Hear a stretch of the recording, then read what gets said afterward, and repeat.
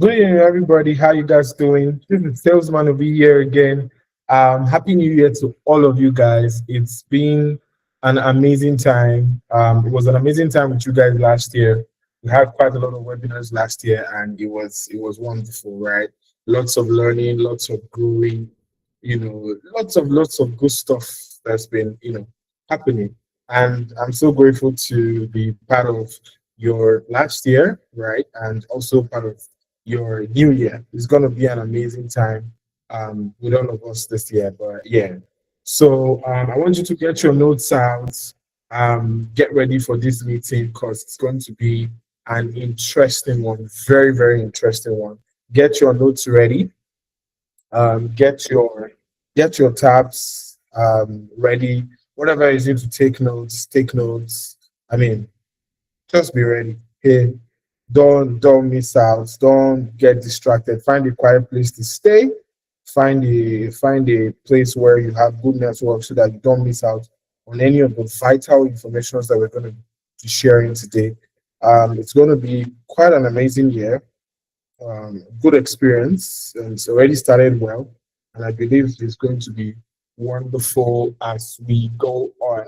Yeah, so I'm just going to join from my own phone. So I can be also making sure that everybody is um, paying attention. Okay, all right. Yes, I guess we can all see me. Just give me like a minute so that I can unbuckle this and we can all get started.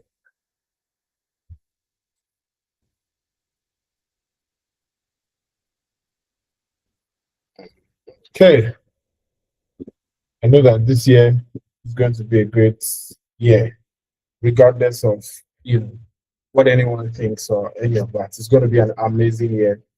So let's get started. So you're welcome to the Money Up webinar. I know a lot of people are going to be saying, why did I name it Money Up? I named it Money Up because this year we get our money up, right? We're going to get our money up. It's going to be an interesting experience. Going to be a nice year, right? But it's only going to be a nice year if you do the right things, and that's just the truth. It's going to be an interesting year if you're willing to do what it takes for it to be an interesting year.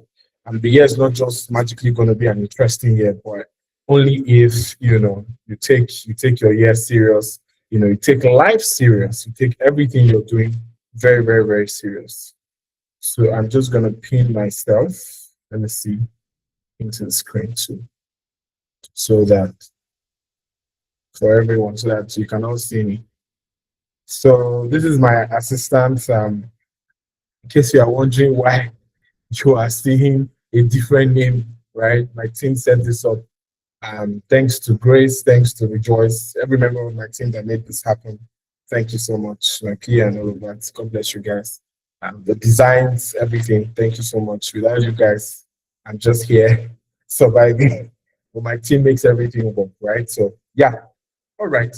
So let's get back to business. So it's a practical webinar for business owners, professionals. You're going to be hearing me calling founders a lot because I believe that lots of businesses are transitioning to becoming founders. Many people are going to move from freelancing to founders this year. Lots and lots of stuff are going to be happening in the freelance market, the creator market. Even businesses, small businesses are going to be growing. They're going to be moving fast. A lot of changes are going to be occurring. So there'll be need for structure. So you begin me mentioning founders, entrepreneurs, freelancers, all of those things. Don't be scared. You find yourself, I'm still talking to you at the end of the day, right? So it's a practical webinar for business owners and professionals who want clarity, right? So by the end of this webinar tonight, you know exactly what to focus on this year, how to position your business, build and launch an offer very fast, and execute consistently to generate real results in the new year. Because I noticed that a lot of people, quite a lot of people reached out to me last year, like, oh, SMO, I did not make a lot of progress last year. There are many things I wanted to do, but I was unable to do them. There are many things I wanted to try, but I was unable to try them because I didn't have time. I didn't have this. Doing so many things at the same time. I want to make this amount of money, but I don't have this. So many excuses just because people don't know exactly where to put the right things in place. Can I confirm if my voice is very clear? Is my voice very clear? Is there any glitch, any sound? Okay, good. Yeah, your voice is very clear from here. All right, thank you very much. Thank you very, very much. All right, so let's get started, right? So, as you all know, I'm Phil Malaby. I'm a multi talented creative and a businessman focused on driving results for businesses, individuals in terms of ideas, systems, and revenue. I'm a teacher at heart and I'm a doer at heart, right? So, I like to teach people. Anyone who knows me or is close to me knows that I like to share ideas. If I see something that is not working, I like to talk about it until I see it working. If it's something that I can fix, I'm going to work on fixing it either myself or with people. I like to collaborate with a lot of people. Now, I say I'm a multi-talented creative because I've got quite a number of skills. I can draw. Let's start with that. I can draw. I can sell. I'm also a product designer, product manager. I'm a graphics designer. I'm a web designer, front end developer. I do a lot of things, right? But I like to see myself that I'm a tech guy forced to do sales and marketing, right? It's an interesting experience, and I think everybody who's multi-talented should get their hands into so many things. Try to get themselves. Don't limit yourself to just one thing. As God has blessed you with many talents, please use them. If you have many skills, they'll come in handy. And if you don't have many skills, I advise that you do get many or do get at least 2 to 3 skills. But you should master one very well. But learn one or two things that can support you as you're going because the world is changing. Quite a number of things are changing. The industry is changing. People are looking for people who can. Companies are looking for people who can do more than one thing at a time to lead teams, to lead campaigns, ideas, all of that. So it's going to be interesting if you have one or more skills that could actually help you in your career. So that's that about me. About our guest today, we have Abigail Jacob, who is certified by ICANN. She's an accountant who's certified by ICANN, and she's been practicing accounting for 5 years with experience across different industries. I've worked with her personally, and she's good at what she does, right? And she's a business educator who teaches business owners how to take charge of their financial figures to drive business growth without depending solely on an accountant, right? So put systems in place so that you don't have to depend solely on yourself or on an accountant or something else. When you put systems in place that whether you're there or not there, things will work out for you. And part of the things we're going to be learning tonight is how to put those things in place. Okay, so all you need to benefit from today's meeting, please check that you have enough data. Get a notebook because there will be no recording for you, right? Even if I'm recording, the recording is not for you. You're not going to be getting any of that. So get a notebook. There will be no recording. Find a quiet place to stay. Try to mute your microphone so that you don't distract others with your surroundings. And share the link to invite your friends. If you have somebody who you do believe that they will need this and it will be important to either their career, their personal life, all of that, please share with them, right? So if you have all these things in check, please say hello in the chat before we go on. Say hello in the chat before we go on. Hello, you can wave, you can drop an emoji for me just to know that you guys are together with me. Thank you very much. Thank you, thank you, thank you, Martins. Thank you, Martins. Thank you, thank you. All right. Okay, so let's get started. So if you implement just one of the things that I want you to know for 2026 is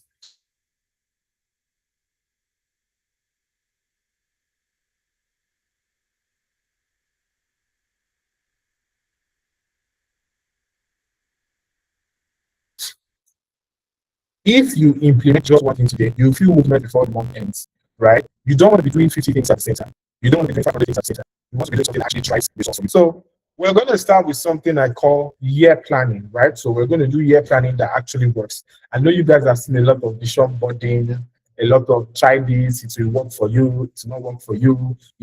Somebody say don't plan, it doesn't matter what happens. It's God that's in charge of the day. That person say plan. If you don't plan, you die. All of those words that people used to use just to make you scared of a new year. But I'm also here to tell you that you should actually plan. Planning is good. God encourages planning. God expects you to plan.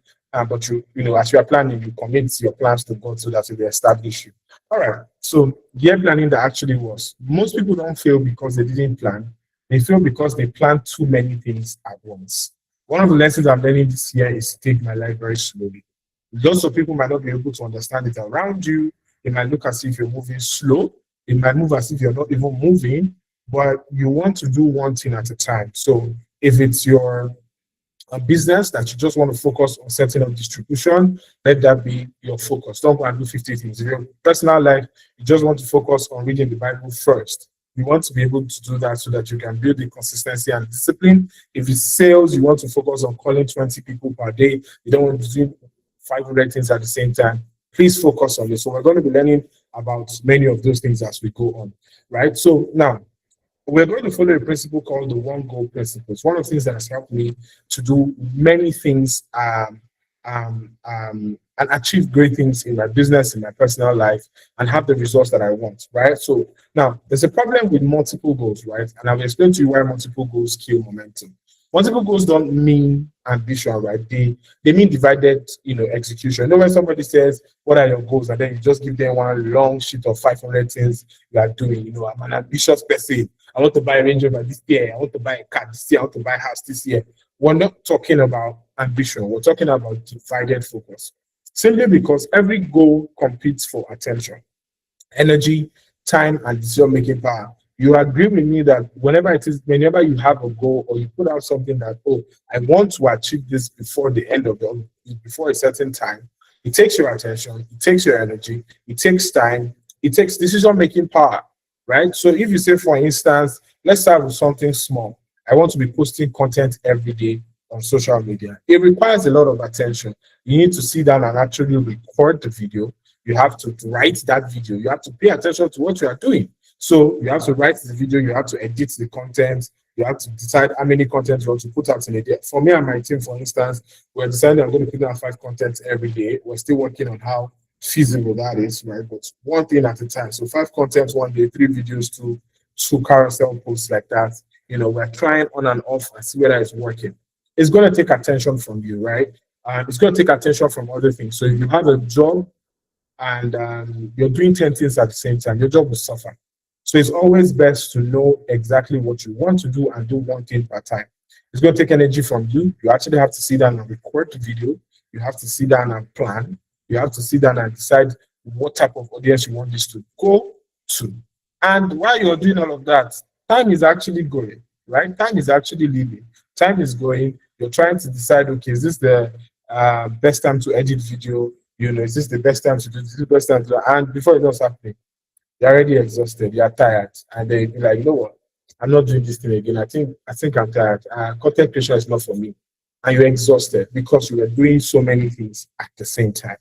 Let's not even talk about decision-making power, because when it comes to decision-making, I think one of the hardest things to do as a human being is decision-making. I feel like if human beings could outsource their decision-making, they would. And they would do it so well that they don't want to ever make this. I for one, myself, I struggle with deciding what to eat. It's one of the most difficult things in my life to do, to decide what to eat. It takes a lot of energy, it takes a lot of attention for me to think of what to eat. And sometimes it is too stressful. I just decide I'm going to drink tea and go and sleep. Now, imagine you bring that same thing to your business. You're thinking of how you want to sell. You're thinking of how you want to run ads. You're thinking of how you want to do branding. You know, many things. You're not going to get anything done. It's the reason why before you even start the work, you're stressed out. And you just like, well, see, I'm not doing it again.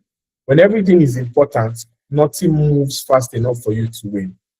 I want you to note that down. When you are doing everything, say everything is important, nothing is going to move fast enough for you to even win at anyone. I hope we're getting something clear. All right, so what actually happens in real life is this.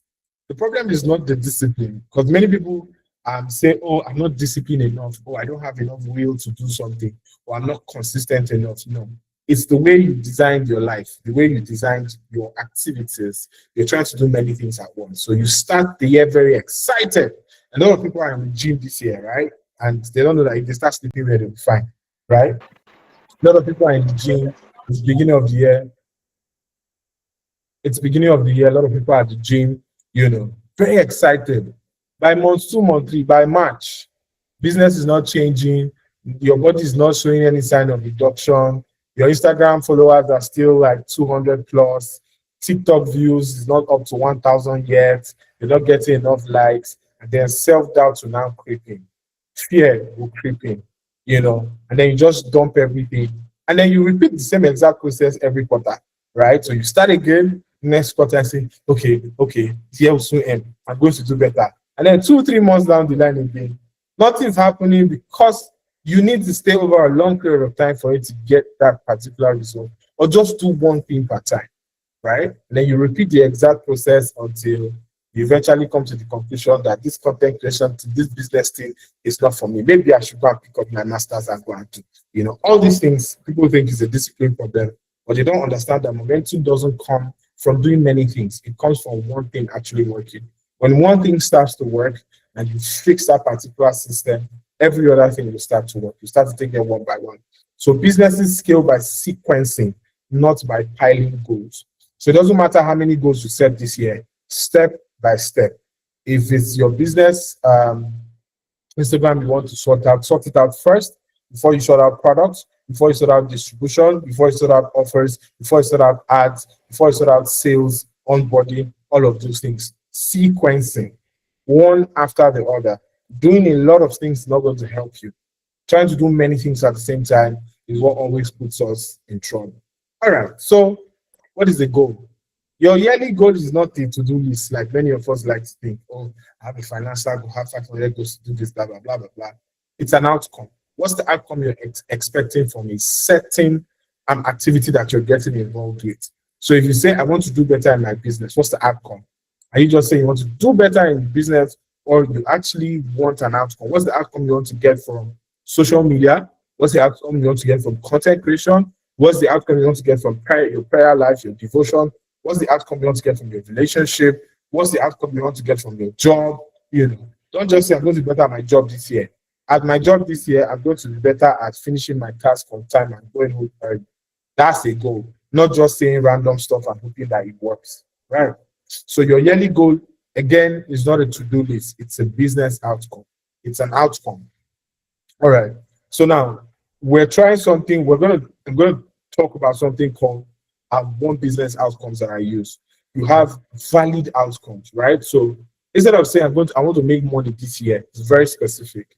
50 million revenue by December. And if you break down that 50 million revenue, you say, okay, one profitable offer that is doing 5 million naira per month, right? A predictable lead system generating 10 sales per week, and I'm going to replace my salary fully from my business. You are doing things bit by bit.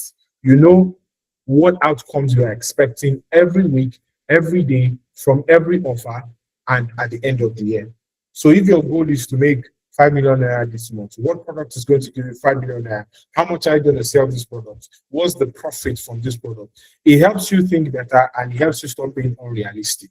So you see somebody who's selling chin chin, and they use like 16 hours to make chin chin of 300,000, and then the person puts on their goal, they are going to make 100 million this year.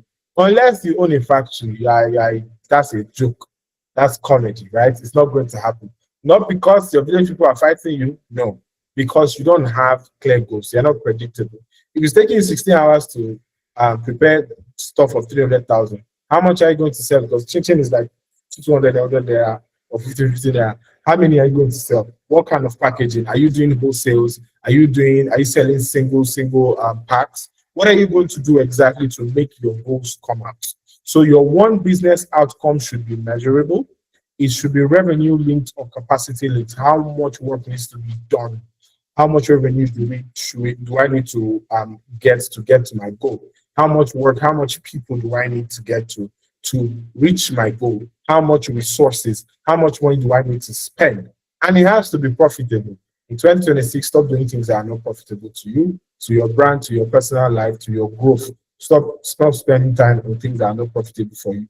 So in this particular year, make sure your one business outcome is measurable, is revenue linked, is capacity linked. Many of us know how much it takes us to do a certain thing. We don't know how many people we need to collaborate, partner, hire to get to a certain level of results.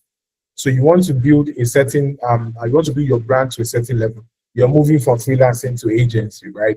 You want to build your brand to a certain level. Do you know the people that require? We're going to talk about over engineering at the end of this class, but let me just move ahead of myself. Sometimes over hiring might be your downfall. You don't know who you need at what time and what stage you need them for your brand. That can also destroy your business outcome at the end of the day. Now, are your decisions powerful enough to are you in a place where you're powerful enough to force better decisions? So if you're in a job and there's a particular goal you guys are supposed to hit, are you part of the team? Are you the head of sales or the head of marketing that's going to be able to drive better decisions to drive sales, or you're just a staff that is just sitting down there? Then you know that there's really nothing that you can do. Your contribution might not be able to make the changes that you really want to make. So pay attention to those things. Very, very, very important. Again, one business outcome should be measurable. It should be revenue linked and capacity linked. It should be profitable, and you should check if you're powerful enough to force better decisions. All right. So what makes it the right goal, right? So if this automatically works, will other problems reduce? If this your particular goal now, this goal that you set up, if it works, will other problems reduce automatically, right? So I know we have many problems that are linked to money. Many problems. Oh, I want to get married this year. Oh, I want to buy a laptop this year. Oh, I want to buy a car this year. I want to buy a house. I want to buy camera stuff. I want to buy camera kits. I want to do this. If you check, all those goals are linked to steady income. Then your focus should be steady income. Your focus should not be getting a camera. Your focus should be steady income and then saving, so that you can still live your life and still have enough money to do things. So you redirect your mind. So don't go and write, okay, my goal for this year, content creation, I need camera, I need this. And if you tie all those things together, the total amount of everything is like 4 million. Then you need a job or product on offer that gives you that amount of money that you'll be able to sort things out. So you ask yourself, if for you to be able to know the right goal, if this particular goal works, will other problems reduce automatically? Now, will this change my identity as a founder? Will it change the way I see things, the way people see me? Right? So many people, you're running a business, you're running an agency, people don't really take you seriously, right? Because you don't have the right tools for your business. When somebody hires you, there's no onboarding process, there's no sales or marketing process, there's no growth process, nothing for the business or nothing for the client. So majority people don't take you serious. But now that you've put your goal that I want to make X amount of money, you can now put systems in place, you can now put processes in place that say, okay, I go from point A to point B, I start to upgrade my business, I start to hire the right people. So will it change your identity as a business owner, change the way you look, change the way you sound, change the way you move as a business owner? Can you move faster? Can you make decisions faster? Now, does this particular goal force you to focus? How you know that your goal is the right one is that you can now focus. There's no distraction. You're not trying to make 5 things move at the same time. You have a specific goal that, look, I'm going to be applying for so amount of jobs. Once I get this job has to be able to pay me certain amount of money for me to make the kind of progress that I'm looking for. So you won't just be throwing things around. You won't just be doing anyhow, right? So for you to be able to know, for you to know if the goal you are making is the right one, ask yourself, if this goal works, if I succeed at this goal, will my other problems reduce automatically? All those tiny problems at the end of the day is linked to money or linked to, okay, you want to be a happy person, you want to go out more, you want to do this, but you realize that you have bad character. And that's why people don't like going out to do and all of that. So instead of saying, I want to make more friends this year, I want to focus on fixing your character, right? You have anger issues, you're not doing well relationship-wise, blah, blah, blah. You're not doing well at work, you're not doing well mentally, you're feeling depressed. Maybe you should fix your relationship with God, right? And once you fix your relationship with God, every other thing starts to check. So you're checking the goals. If I fix this one, will other problems reduce automatically? Then you know it's the right goal. Will it change the way you do things, your identity, the way you show up to work? Will it change your focus? Will it force you to focus? One clear outcome creates clarity, clarity creates speed, and speed creates results. Once again, one clear outcome will create clarity, clarity will eventually create speed, and then speed will create your results. If you answered yes to all of this, then you have a strong yearly outcome. You have a goal. You have to remember, I say goal is not to do list, it's an outcome. So if you say this is the outcome I want, we need to solve all these problems. All right, let's get ahead. I hope we're getting something. Are we getting something? Can I see your hands in the chat? Are we getting something? All right. Thank you so much. Thank you. That's a lot. Thank you so much. All right. So examples of bad versus good goals, right? So bad goals, they are common but dangerous, right? I want to grow my business. First of all, that's too vague and there's no execution direction at all. Growing your business is not a goal. It's not a goal. I want to be more consistent on social media is also not a goal. Consistency without strategy is just noise. I want to launch 3 products this month is also not a goal because we had mentioned that it is one outcome. We're using the one outcome principle, one goal principle. So you are doing 3 things now. You want to launch 3 products. That split focus increases your stress and there's weak positioning because you're thinking in 2 different places. And I tell you that these are things that I've been fault to. I've made mistakes too that I want to build this, I want to do that. Yeah. And at the end of the month, bam, you're not doing anything at all. You finish the entire year, you see that you've not achieved not even one of your goals. You're angry, you're sad at everybody, you're pissed, you're not happy, nothing is making you happy. And that whole thing can affect even the people around you. So you have to actually pay attention to your goals because a lot of people do not understand how they're not planning their life, they're not planning their life properly, or planning their goals or structuring and putting systems in place eventually affects their mental health, which affects their emotions and definitely affects the people around them. So you have to pay attention to these things, right? Everybody's guilty of it, right? Including me. We're not saints, we're all growing. But the important thing is to note it and then fix it. Now, when you say I want to make more money, that's just the emotional base. What do you mean more money? If you were making 1,000 naira last year, 100,000 naira salary last year, 101,000 is more money. 1,000 just added. So that's more money. So it's emotional based. There's no operations to it. There's no process to it.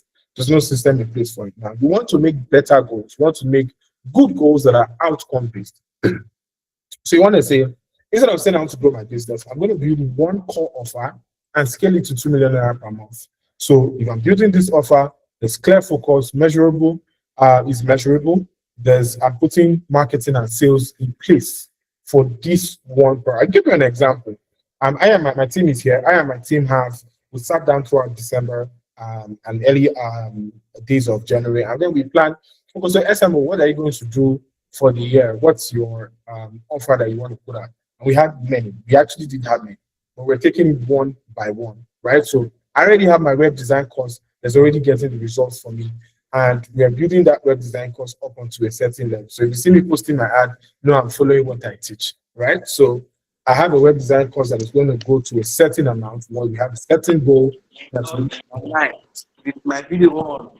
Please mute your microphone. Thank you. All right. So I have a clear offer, a clear product that I'm going to push out for the rest of the year.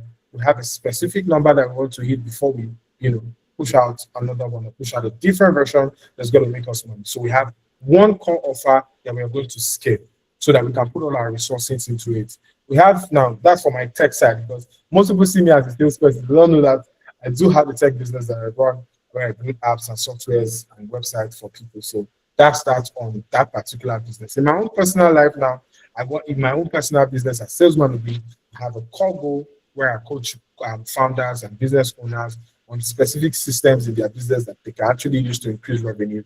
So I have that one. I'm going to push it for a very long period of time. That's where my ad budget is going to go to, generating leads, all of that. This is what you're supposed to be doing for your business. Stop trying to be everywhere at every time at the same time, right? You're not God. Only God can, right? So create a weekly system that generates 20 qualified leads. So how do you do this? You need predictability over motivation. So what you want to do is, okay, how many leads do I need to close in a month that will give me, let's start with something small, 100,000 naira, right? Let's say I have a 10K product and I want to make 100,000 naira in a month. So I'm looking for only 10 clients that will give me 10,000 naira every month. So I know that in a week, I'm running ads. So if I've run my ads before, I know that, sorry, give me a minute.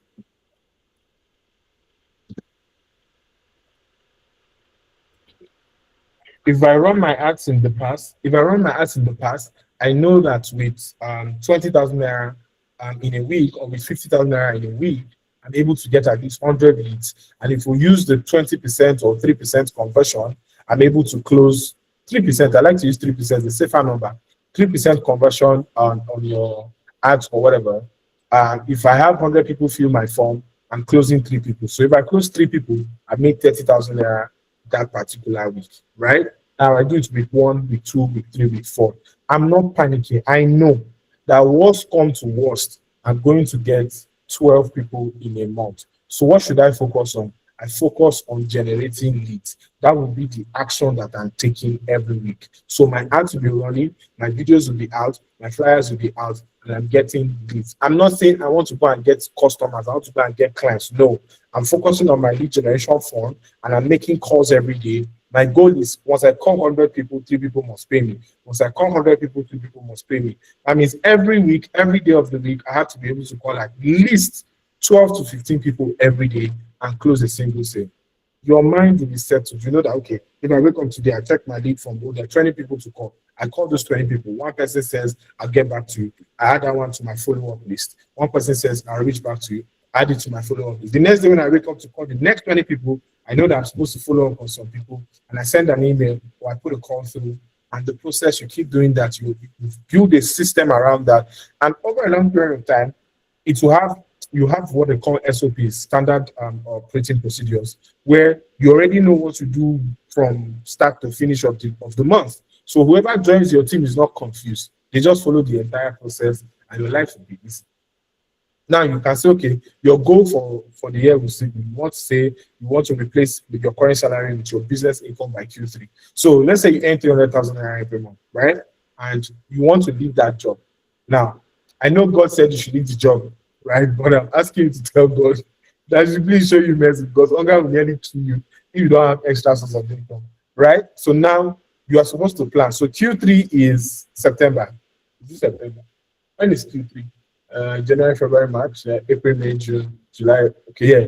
Q3 is July, right? So by July, you want to start paying yourself salary from your job instead of, from your business instead of, going to the job. So you know that every month this business must do 100K, this business must do 100K, this business must do 100K, and you every month 300K, less than 500K, you're great. By 6 months, you'll have mastered how to worst come to worst scenario. Your business is doing 500, 600K.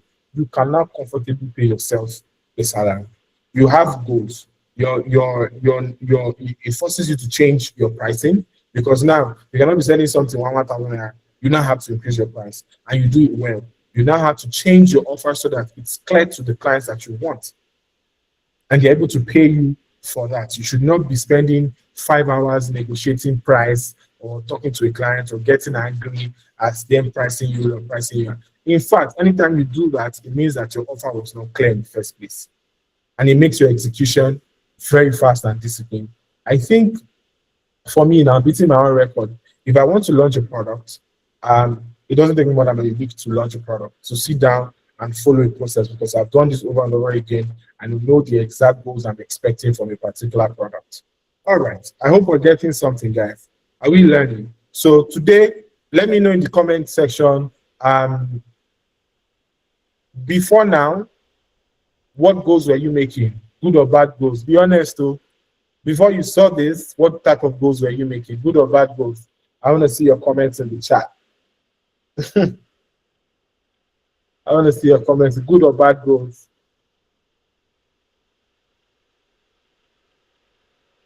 Are you guys are not saying anything? People are shy. You don't want me to know that you're making bad goals. You're making bad goals. I will still find out. You guys don't want me to know that you're not doing good goals. Okay, thank you. All right, so let's forge ahead. So this year doesn't need more effort. It needs better focus, one outcome, one direction, one execution path. So I mentioned execution simply because we have this attitude of planning, analysis paralysis. You can plan best case scenario. It must be like this, it must be like. And then after that, we've already, in fact, this is the process, right? You think of an idea 2 a.m. in the night, that TikTok jam is playing. You feel like a superhero, goosebumps everywhere. You sit down with your pen and paper, you write down the idea, you push out this product to the market, it's going to be hot. You start checking how do I import this product from China. You check 1688, you check Alibaba, you start reaching out to people, you have already imagined that, if this product enter, my ads click like this, almost I'm seeing like 6 million in a month. And you do that, and you're tired. Then you are doing many things at the same time. I want to do branding, I want to do flyer, I want to do this. By the time you now get to a setting for maybe 3 weeks later, like I say, one thing, it is where Nigeria is hard, and then you move on and you repeat that same cycle. So you don't need more effort. You need better focus, one outcome, one direction, and one execution plan. You are not quitting those goals. You are going to sequence them. You are sequencing them. All right. All right. So still on year planning, right? Let's do some revenue reality check. Hope is not a business strategy. Math is. So those of you that don't like math, this is where it's going to count. All of you that think, I hope this nation will be better, it's not a plan. I hope my life will be better. I pray my life will be great, is also not a plan. So you have to make an actual plan for your life. All right. So let's look at it. Planning with hope versus planning with maths. Now, hope-based planning sounds like this year will be better. I'll try harder. I just need one big break. If I post more, sales will come. I'm sure a lot of people are guilty of this one. If I just put one extra hard work, sales will come. Sorry, my PA, Rejoice, please post on the group. Lots of people might not have seen the link so that they can join again. Please, thank you. All right. So this if I post more, sales will come. I want you to know that in 2026, it's not going to work like that. You either put your life in check, you either put your entire being in check, your brain, your mind, your mental focus, or nothing's going to happen for you. You're just going to finish the year in another form of regret, and you'll be pissed like everybody else, and you move to 2027, same outcome, no results, right? So no hope-based planning this year. Now, this is why hope-based planning fails in business. You're ignoring conversion rates, the actual numbers, the things that matter, the pricing, your capacity, and the time constraints. You know that there are some products that you want to launch that it's like somebody who's trying to, in December was very hot. Jesus, December was so hot in Nigeria. Now, imagine that you were selling cardigan in December. You cannot make it. You cannot make it. Not because people don't like cardigan or it's not a good product. The timing was just wrong. The timing was just wrong. So time constraints, you didn't put that in play when you were importing the products in November, right? Capacity, do you have the money to run ads? Do you have the people? Do you have an ads manager? Do you have the resources to push your products out there? And your pricing, I've seen a lot of people ask them about their price. I'm sure one of my team members here, I had a discussion with him last week. It was such an interesting conversation. And he was talking about a product he had pitched to a client who was interested. And I kept asking him, what's the price? And he said, and you know that content creation is involved. What is the price? And you know that by the time I do, so price will increase, And I said, bro, what's the price? What emoji did I not use to ask him the price? And at the end of the day, we found out that, okay, maybe he might just be scared to say the price because he doesn't want to lose the client. And the reason that is happening is because you yourself have not even decided that this is how much I want to make. You've not even decided that this is what I'm going to offer this person. You're not clear on your execution. You're not clear on your process. You're not clear on your offer. So you always be scared to price your clients. I give you an example. If you're a graphics designer, there are people that if you see their work, you don't even need testimonial. You already know that their price is going to be high.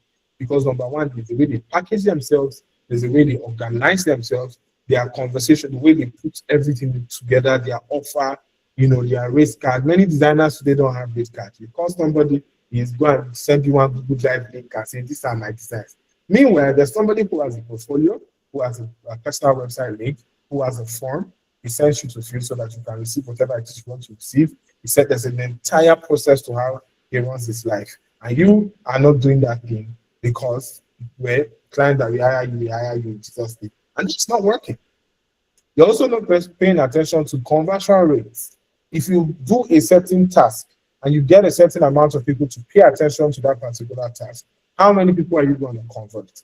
So you posted a video and you boosted that video on, I don't even know that word boosted is correct. You boosted the video on Instagram and the video got 15,000 views. How many of those views are turning into customers? Now, because you're not paying attention to how many people are going to actually turn to customers, you didn't add CTA, neither did you add an offer to your video. You just gave us something to laugh about and say, oh, this is an amazing content and we like it and pass. Money is on the table for you. So hope makes founders and business owners emotionally invested, but operationally blind. You have to start thinking like a business owner, not just somebody who is feeling joyful about what it is that they want to launch. Are we getting somewhere? All right, so math-based planning answers, how much do I want to make? How much is one sale worth? How many sales do I need? How many conversations and leads does it require? If you're going to close a $3 million sale, for instance, I'll give you an instance. So I think this was a couple of years ago, I was, completely out of cash. Didn't have shish, right? And I'll give you two scenarios. One, I use ads. The other one, I use cold marketing. We cold reach now, they call it. All these technical names, amazing names. All right. So I had like 80K left to me. I knew that the 80K was still finished no matter how much I fussed about it. So let the 80K do something. Like, let me not feel regret that I wasted it on food or something. Let me put some money out there. So I designed a flyer. I designed a flyer on Figma. I wrote my content, and I created a form. And in this form is supposed to remove people who don't have the kind of money I'm looking for, and get me only the people that I need. And then I ran this ad with faith, with my last. So I took out 50K from the 30K, and when you get to that, if I perish, I perish. Period. As a business owner. So I ran this particular ad, and the ad, first day, there was no lead. Second day, there was no lead. 20K was gone. Third day, 10 people filled my form. Second day, 25. Third day, 30 people had filled my form. My budget was finished. Now, this is the interesting part. I started calling. I called the first 9. Tears were already calling from my eye. Because not only did they not have my money, many of them were not even qualified for. They were like inside the first 9 that I called, 8 were begging me, "Is there any way you can help my business to go? Things are tough, this December." I'm like, "God, they just want money for this, And then I kept calling and I kept calling. I was even discouraged, and I kept calling. Eventually, I got to like the 17th person and I picked the call. That particular one did the call did, I'm not going to call the figure, but it's 7 figures, and it's not 6 figures. 6 figures is 100. Then 6 figures is anything below 990, so it's over $1 million. The second call did 950, so my 50,000 generated 30 leads, and I closed only 2 clients, and I did 50,000 times 10, so times 20, times 40, right? Within the space of a week, because I had how much I want to make, how much one sale was worth. So one sale was worth between 700 to 1.5. So I needed to balance in the middle. How much sales did I need? Just 1 or 2, I will be fine for the year, And how many conversions? I needed 1 or 2 conversions, and I put my money out. Revenue is predictable when the inputs are clear. Don't just throw money at that because they say spend 100K in ad, wham, you have trained everything. Because they said spend 500K on ad, wham, you have trained. No, make sure that you have your process. Some of you don't have websites. Some of you don't have forms that you use to qualify your client. Some people don't even know they're supposed to qualify their clients. It's not everybody you're supposed to work for. Some people, once you collect their money, you suffer. They have money to pay you, but once they pay you, you are going to go through hell because this client doesn't know how to talk, doesn't know how to have a good relationship, doesn't know how to relate. They can never be satisfied. I've experienced those things before. That once I got paid, I told myself, God, I'll never do business broke in my life again because this is painful. You work with a client and they just feel the regrets that I shouldn't be doing this because you did not qualify your client. So this is a simple formula to use when you are planning. If you want to get a certain revenue, traffic, conversion, and then the cost, the price. So I need traffic. How many people do I need to convert, and how much is my product? Once you have this, There's no amount of money you want to make in your business you can't actually make, right? And if you're not making it, it's easy for you to track. It's easy for you to say, okay, we put 10K per day, we're getting 5 leads. Let's try 50K per day. Now we're getting 40 leads. Oh, okay, let's try 200K per day. Oh, we're getting 600 leads in a day. And we are calling, if you do 600 leads in a day, let's even say you're not running leads as you're running an engagement ad, maybe for a product that is a digital product that people just pay and enjoy and experience the product. If you run 50K per day and you make 5 sales, let's try 200K per day. You pay 200K per day and you make 10K on a 50K and 10 sales on a 50K product. You remove 200,000, your profit inside is about 250 or 300 or so, and you repeat the process. You do it 1, 2, 3, 4, 5 times in a month. You have done 3 million. Do you understand what I'm saying? In profits, because you made 5 million in revenue, now you have in profits. So you need to know this process over again. Write it down. For me to make a certain amount of revenue, I have to have this amount of traffic coming to that product. I need to convert. I need a conversion rate of so amount at this particular cost for me to make the kind of money that I'm looking to make, or make the kind of sale that I'm looking to make in my business. Okay, so let's be practical. Monthly targets versus weekly actions, right? Or monthly targets to weekly actions. A yearly revenue goal means nothing without short cycles. So there's no amount of, I want to make 500 billion this year that will work if you don't put it in short cycles. Big companies do it, so I think you should take the cue. You don't win the year, you win in weeks. It's the action that you take every week that compounds. We have only 50 weeks left in, today's birthday 60 years, we have only 50 weeks left in 2026, right? So it's the goals and the steps, the actions that you take in the next 50 weeks will determine whether you make your sale or not. In fact, the actions you take within the next 6 to 8 weeks or the next 12 weeks, which is 3 months, will determine if you even have any success this particular year, right? So if your yearly goal is 12 million, you know that your monthly goal should be 1 million. Your weekly goal should be 250,000. Break it down so that you're not overwhelmed. Thinking about 12 million can just finish you. So you know that every week I must sell to so close to 50K in a month. And if I'm closing to 50K, how much do I need to put out to do the actual job? How much do I need to save? Now, the next question is, what activities can generate 250K per week? Am I making sales calls? Am I launching a product? Or am I speaking to a client that has retained me? Am I offering them something more for more money? And sometimes when I finish, maybe I coach the client's team, and after coaching them, I'm like, you know what, I can help you manage your website. And you're like, oh, that's amazing. How much do you charge? I tell them, okay. After like a week again, I'm like, this person still needs this service. Oh, I can help you do documentation and all of that. Oh, how much do you charge? I tell them, oh, I can help you do partnerships, collaboration, do this and that and that. Retainers. So sometimes retainers work for me.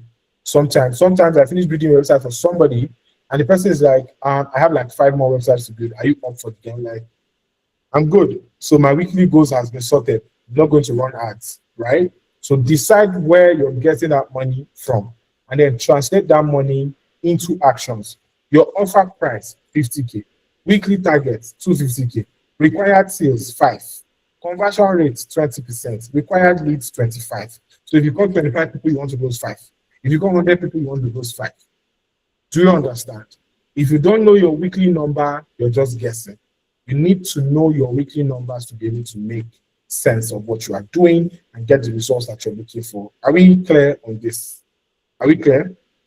All right, so time, energy, and capacity constraints. Now let's look at that. The founder's reality check.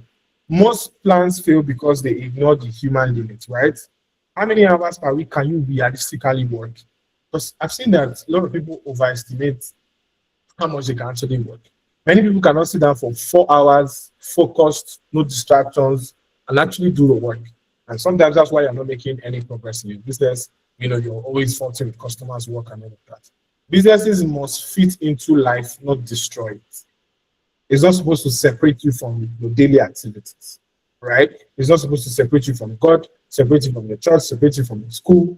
It's supposed to integrate with it. So you need to know, how many hours can I actually put into my work that will make a difference? Okay, you'll be designing sales copies. Why is it taking you 12 hours to do sales copies? Why is it taking you 15 hours to do content? Why is it taking you the whole day to edit videos? Why? because you don't know the time constraints. You don't know how many hours. For me now, I was with my team member on Wednesday, and I said to him that I just figured out that it takes me 1 hour, 30 minutes to record 20 videos, right? So each video is about 1 hour, 30 seconds. Sorry, 1 minute, 30 seconds or 2 minutes, right? But it doesn't take me up to, some videos are shorter, but what's come to us 1 hour, 30 minutes. And what do I need? I need CapCut, and I need the inbuilt teleprompter inside CapCut. So what do I actually need? I need 14,900 to pay for CapCut. That's all I need. And I need I have my light, Shigena, my microphone, and I record 20 videos. Now it takes me about 47 minutes to edit a single video, B-rolls and every other, B-rolls and every other overlays that I need to add. It takes me about 47 minutes. So if you check 47 minutes times 3, is about 1 hour 20 minutes, which is about 120, it's about 2 hours. That means every 2 hours I can ship in 3 videos. That means in a day, I can dedicate 2 hours, edit my 3 videos, and post. My carousel is 2 per day, so my designer makes sure that it's ready every morning. So I can actually drop 5 posts in a day because I know the time constraints it requires for me to push my brand. Don't forget, I'm still a product designer. I still have to build apps. I still have to make sales calls and all of that. I know how much it takes to do the work. Be realistic. Stop leaving things to chance. Stop allowing things to just every second in your life should count. We used to do a test a couple of years ago with my audience where I said that 24 hours is perfect, right? Even the people that designed it, perfect, right? You have 8 hours of sleep, 8 hours of work, and 8 hours to do whatever it is you want to do. If you sleep 8 hours, you work 8 hours, you still have 8 hours to do whatever it is you want to do in the 24 hours. Now, the question is now how you want to tweak 12, 8, 10, 4, like that. How do you want to tweak it to work for you? Remember, your time will work for you. You are not working for your time. Time is working for you. Next, you want to look at is your energy constraints. You don't have peak energy all the time, right? Your energy time might be in the morning, maybe after you finish going to the gym or you finish exercising. For me, my peak energy time is mornings and from like 2 p.m., right? So I do mornings. So by 7, I'm probably done with my devotion and stuff. By 8, I'm probably washing plates. By 9, I'm seated and I've had my bath. I'm still in front of my laptop and I start editing. I know that between 9 and 11, I've edited 3 videos and I've posted on IG, right? I've scheduled all my posts on IG by 11. From 12 to 1, I'm taking a break. Or from 11 to 12, I have a meeting with my team, right? And then from 12 to 1, I go and sleep, go and lie down and take a power nap. And then I come back around 1 or around 2, and I fire down till like 7 o'clock. I eat dinner, and I move ahead with my day, right? Maybe I go and pray or something, and by 9, 10, I'm probably watching anime, and I go and sleep by 11 o'clock. Thank you. All right. So for some days where I don't want to, I have so much work to do, I say, okay, 4 hours design, 4 hours for this, 4 hours for this, but I'm planning it. So don't go doing life without proper planning. That's where you get into trouble. That's where you get into trouble. Know your energy constraints. Know when it's your peak energy. Sales strategy and creation requires high energy windows. So sales strategy, anytime you are doing sales, you need to be active because even people can hear when you are slow, very slow, right? So they can hear when you are very slow. So you need to be very active, right? Sales strategy creation, they take up a lot of energy. So pay attention to those things. Capacity constraints. How many clients can you actually serve in a month? You're trying to do 500 clients in a month to kill yourself. But then you collect everybody's money, you need to start to people's work, and they start calling you all sorts of names, dragging you online, you are getting angry. No, it's because you didn't check your capacity constraints. How many projects before quality drops? I know that for me, as a designer, if I'm doing, for me, I'm designing apps, once I take on more than 4 projects, everything will fail. So whatever I'm doing, I know that I can't take on more than 4 apps that I'm designing part-time, right? If I take on more than 6 websites that I'm building part-time, it will fail. So if I take on more than 10 clients that I'm building systems for, it will fail. So I know exactly what it is that I'm putting my energy. I know my capacity. Can your current setup handle growth? I know you are praying for growth, God should bless you and all of that. But if you run ads today and you get 60 people pay instantly like this, can you deliver? No. I watched a video one time where and there's a guy who does, I think it's production. They do cartons or shirt printing or something. And the highest they've ever done before was about 50,000, right? And somebody just called overnight and said, I saw your video. I need, today is Monday, I need 5 million of this printed before Wednesday morning. Can you guys deliver? That's when the guy realized that he's even playing small. He doesn't even have the system in place. And he said, oh, I'm sorry, I can't deliver that particular project. And you just watch 50, 100 million walk away like that because you not set the system in place. Bad systems, more volume, will equal burnout. When you don't have a good system in place and you're doing so many things per time, you will burn out. So scale exposes your weakness. Anytime you get big work, plenty work, it will show the things that are not working in your life. Dangerous life we always lie to ourselves is that I will figure it out when you get there. You're not going to figure nothing out. You just figure out that you don't have the capacity, and that's even going to put you in a bad place. So fix the things that you need to fix. Do your reality check before you get there. All right, so let's do our revenue reality assignment or test, right? Because we're going to be doing a lot of live tests on this program. So first, I want you guys to take a screenshot. You can take a screenshot to do this later, or you do this on the call. Your desired monthly income, the product you want to offer, how many sales do you need per month, how many sales do you need per week, how many leads do you need per week. Leads and sales is not the same thing. Leads is they have gotten their attention and they are interested. Sales is they are sending money to you. Hours, how many hours are you available per week, and what's the capacity of the clients that you can take on? If the math doesn't work on paper, it won't work in real life. No it and no peace. I hope we're making progress. I hope we're learning something. So I'm going to give you like 5 seconds to take a screenshot, 4 seconds, 3 seconds, 2 seconds, 2 seconds here, 1 second, 0. Thank you. All right. So we have something we call a 3-lever model. For those of you guys who don't know what a lever is, what you used to, like a turn, I don't know how they explain this physics now, but it will help you lift something up. Most founders are exhausted not because they are lazy, but because they are working on low leverage activities. Business growth doesn't come from doing more, it comes from pulling the right levers, right? So we have 3 levers that I'm going to explain. One is traffic, conversion, and then we have retention. So traffic is attention, conversion is your sales efficiency, and retention is your lifetime value. One action that multiplies, so your lever is one action that multiplies results without multiplying effort. So every business, no matter the industry, is driven by these core levers. You don't need 15 strategies. You need to just master these 3 things: traffic, conversion, and retention. How many qualified people see your offer? And how are they going to see all these offers? They're going to see it through content, they're going to see it through ads, they're going to see it through partnerships, they're going to see it through referrals, and they're going to see it through outreach, whether it's a billboard, any of those things. But how many people are seeing your offer? This is what you should focus on this year. The common mistakes we make is we're chasing virality instead of relevance. You need to start putting out stuff that is relevant to the people that you want to actually sell to, or you want them to pay you. Posting more instead of positioning better. Don't go and be posting. If you're posting 500 times a day, how many of those posts make sense? How many of them are you positioning for better clients, better results? More traffic does not fix a weak offer. It will expose it. So first, focus on while you're fixing your offer, make sure that you have your first lever. The first thing that will pull you up is traffic. The second one is conversion. How many people who see your offer actually buy? So what is going to make them buy? First, you need clear messaging, strong positioning, good pricing, a good sales process, and then proof and trust. A small increase in conversion will beat doubling your traffic. If your traffic is the same, and now you're getting 100 leads per week, but last week you're only closing 2 per 100 leads. Now you're closing 10. Once that increases, that's about 5. Okay, you're closing 5, which is about 1%. 2% now you're closing 0.5%, you're closing 1%. Your sales will increase. But let's use 100 leads at 2%, you have 2 sales.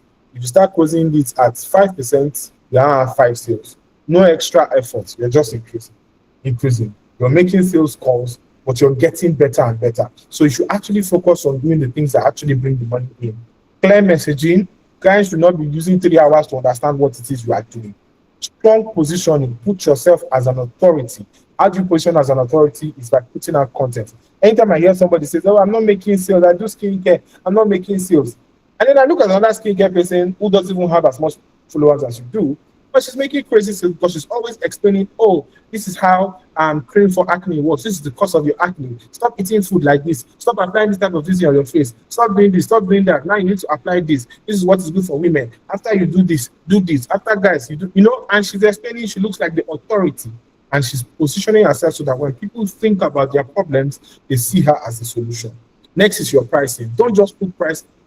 I think I did a video a couple of days ago where I told people to stop putting their prices based on how they feel or the cost of their work tools. So you see a designer will say, I bought MacBook 1.5 million. You want me to be collecting 5,000 naira as a designer? That's a very weak point. You have to start charging from outcomes. When clients are using your flyers, what results are they getting? Do you know that there's my designer, for instance, now there's nobody I cannot pitch to my designer. I can recommend it for anything, anywhere, anybody. Simply because anytime I put out any flyer he does for me, the whole thing blows up, right? People are like seeing me like this guy is doing well. This guy has to, he's paying attention to stuff. When people talk to me, they're professional. His designs have closed deals for me. So I can recommend him to anybody. If a client is asking me, "Oh, and we need so and so," I might not even take the job set. I might just say, "Okay, you know what, you go and handle it." I've pitched people to many jobs that I would have taken, but I'm like, "You just take it. Your work drives results for me." So is your work driving? What are the outcomes? You have to price based on outcomes. Who is this person's face? You have to price based on outcomes. Bella Fashion, your camera is on, so maybe you don't want it on or something. Right. So next, you need to fix your sales process from stage 1 to stage 2. The way you talk to your client, what scripts you're using. When a client says, "I'm interested," let me walk you through my whole sales process. So let's say somebody wants to hire me for consulting. Yeah, I get them as a lead. When I get them as a lead, we have a conversation, roughly 10 minutes, 20 minutes. But if the client's problem is a lot, 30 minutes we'll have that conversation. I know that I'm going to bill the living daylight at all. But I'm not going to go to billing straight. I'm going to send you a proposal. And in this proposal, I'm going to give you exactly the outcomes you're going to expect, what I plan to do for you, and what you're going to see me do every step, the steps needed for you to achieve the results that you are looking for. Not just what I'm good at, but the results you are looking for, the pricing, the cost, what will determine how we do our project, how much is are you making 70% payment, those things, agreements, everything will be there. After you feel you look at the proposal, if you do answer the proposal, then I'm going to send you a service level agreement and an invoice. Once you pay and you sign the service level agreement, you approve that, you make your first payment to the invoice. For those of you who don't know service level agreement, that's your strength in 2026. If you join my community, you get access to some of these things. All right, so they get an invoice, and after the invoice, I send you an onboarding form to tell you how we're going to be working together. Now, how am I sending you this onboarding form? So that you don't message me at 12 or text me at 12 a.m. in the night that you need a design. I'm not going to answer you, or none of my team members are going to answer you at 12 a.m. And you're not going to disturb any of my staff and tell me that we are not responding on time. There's a working hour. So if we tell you that we're available from 11 to 1, it's in that document. If you are not going to agree to it, let us know now so that we can work something out. Unless maybe our time zones are not the same. But people don't set these things in place, and they wonder why clients work with them 1 month and then change their mind. I used to suffer from this. The clients will work with me. I can close. I'm good at closing. So I close a client of huge money month 1. By month 2, they are done. They're not working. And I'm like, what is the issue? Say, I texted you by 12 a.m. You did not answer me. Why are you texting me by 12 a.m.? Don't expect the client to know that, because it was not even in your onboarding form or your process and document that you are not supposed to text me at this time. This is our working hour. This is our communication tool. This is how we talk. This is how we deliver. This is how many designs are expected. And lastly, proof and trust. You need to show them some of the work you've done, document them. The client says, how many websites have you built? Load them with 500 links of what you have done. How many designs have you built? Send them your personal website, things like that. Proof. All right. And the last one is retention. How long customers stay, return, or buy again. You are not noting down repeat purchases, right? You're not even paying attention to upsells. referrals, long-term relationship, and partnerships. You know that I'll give you this secret. It's not a secret anyway, but I tell you for free. The whole of 2025, I did not run a single ad. Okay, I did in December. That's the only time I ran an ad in December. But from January to November, I did not run a single ad, sponsored ad anywhere. I even lost my Instagram account, right, to start with. And what was I focused on? Repeat purchases. So a client who had hired me for a certain for 3 months consultation, I did it so well, retainership and more offers. I upsell, okay, I came to train, I came to set up structure in your business and launch an offer for you, but I can also train your team. Aside training your team, I can also build your website. I can also do so and so, and I upsell. Then they refer me to somebody and say, this guy is good, oh, he can do this thing for you, referrals. And then there's long-term relationship. You are now passing clients to me. Myself, I'm passing clients to them. That's partnerships. But we're not paying attention to this thing because your only focus isn't the client's growth, but money. And if money is your only focus, you're not going anywhere. You'll just be looking for cash, any short cash that comes in. You need to start building long-term relationships with your business because there are months where you will run as, nothing will work. It's not because you are a bad person, just life. Nothing will work. And you now have to look at your retention, lifetime value of your customers. Oh, this man I did design for. Let me text her again. Oh, let me design it. Let me pitch. Oh, let me do this. There's a client that built, in fact, there's a client that built design for, I did website for free, a friend of mine that built website for free at the beginning of the year. By the end of the year, this particular friend paid me for consulting. So all in all, it's partnerships, long-term relationships. It's cheaper to sell to the same person than to sell to new people. Very, very easy to sell to the same person because you did the work well. The problem now is whether you're doing the work well. Retention is quite profit. It's a quite profit lever that founders ignore. Once you ignore it, it will be as if your life is normal. You always be chasing ads, chasing something, trying to figure out where to go from there. Meanwhile, you should focus on retention. All right, so why ignoring retention causes burnout, right? The burnout pattern is traffic is not converting. You say you want to work harder, you put in more work, put in more money. Revenue drops, you add more offers, it's still not working, you start to work long hours, and that's just pushing the wrong thing. You start to post daily with no strategy, you run discounts constantly, you're launching new products to feel busy, working 12 hours, but nothing is moving. The way it should be done is improve on a single sales page, fix one message, raise your price slightly, and improve your onboarding and follow-up, and you will see everything change at once, right? So what to focus in the next 90 days? One measurable outcome, the revenue, leads, and offer. One lever, traffic, conversion, and retention. One weekly action that moves all of these things. If it doesn't move the 90-day outcome, it is a distraction. Momentum is built quarterly, results compound yearly. I hope we all got something from this. This is part one. We have three parts of this class. This is part one of this session. I do believe that with what you've learned today, or what you've learned in this part one series, you won't go into 2026 carelessly. You still have 50 weeks to sit down and plan properly, right? I want you to stay to the end. Every part of this class is a banger, right? Is a banger, right? And so I'm just going to invite the guest who's going to talk to us a lot about accounting and tax, to prepare us for the year. Because we have to get our money right. If the money is coming, we don't want to be chased by government. We don't want to have accounting errors mess up our books. And you make 10 million and you can only see 2 million naira, 50,000 naira in your account. There's a lot of things you're not doing. So I'm going to bring on Abigail, who's an accountant, to come talk to us. But I hope you enjoyed this session. She's going to take session 2, and then we have session 3. Still tonight, it's going to be amazing. I'm going to teach you how to build offers that actually bring in revenue, right? So thank you very much, guys. Over to you, Abigail. So I'm going to stop sharing my screen now. Are you here, Abigail? Okay, so let's do something. We'll stop when she comes. So I'm going to just continue. Yeah. All right. So can we all see my screen? Okay, let's continue. All right. So business clarity and positioning here. Clarity is not branding fluff, right? It's revenue scale. It's not just all those um, you need to fix your brand, you need to do your logo, all of those things. No. If people don't understand what you do in 5 seconds, they won't do it, they won't buy in 50 days. You must know this and this. It's a lot of I don't even know where I should go because it's a lot. It's a whole lot. But let's proceed. Now, business clarity and positioning. First problem we have is confused messages, and that leads to no sales.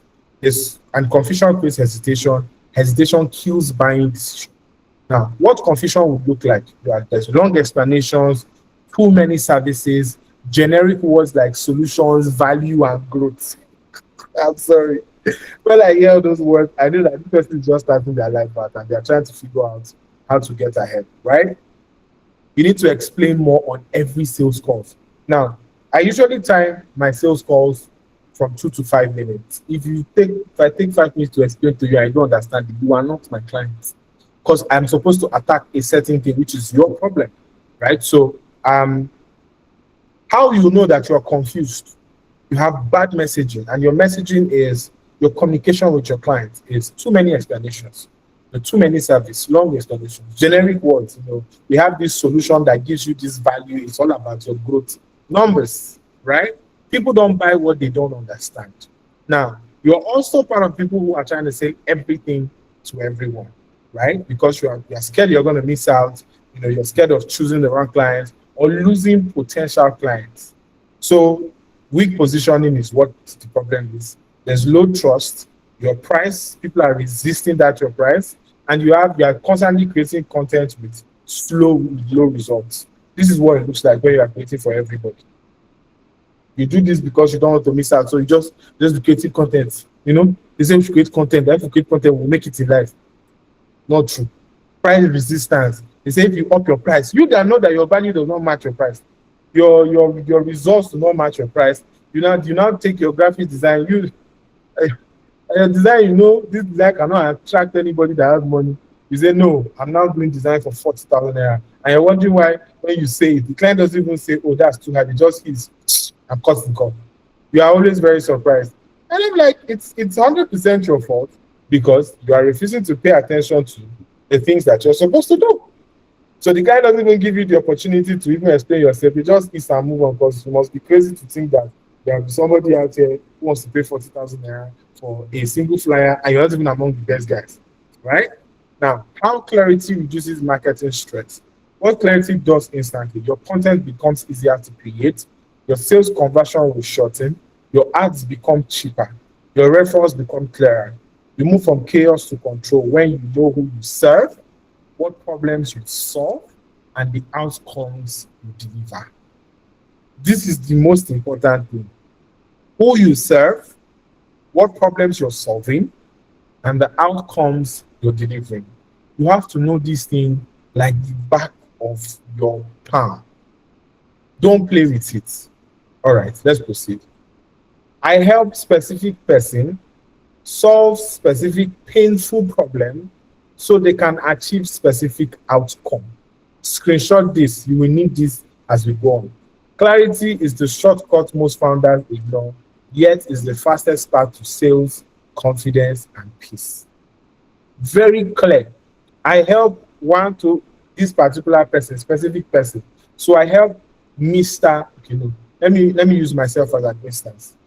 I help newly launched startups, solve the problems of onboarding so that they can save 1 million naira or make 12 million naira per year. Very specific outcome, very specific problem, very specific person. Do this for all your products, do this for all your businesses. Now, let's get down to business. Who you serve, very specificity. If you don't choose your audience, the market will ignore you, right? Defining your exact audience. People buy when they feel seen, not when they feel targeted. Set and target audience people that want to set all the target. People buy when they feel seen, not when they feel targeted.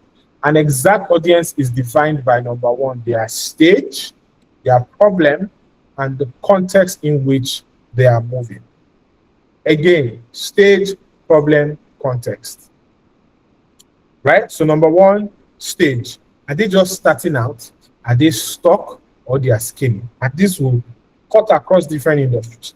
Now, if you are in skincare, a particular client probably just started using a product that messed up their face. You need to know where they are, what stage they are. Or they've been using a product that's not making any changes. They are stuck, or they are looking for something better to add to what they already have.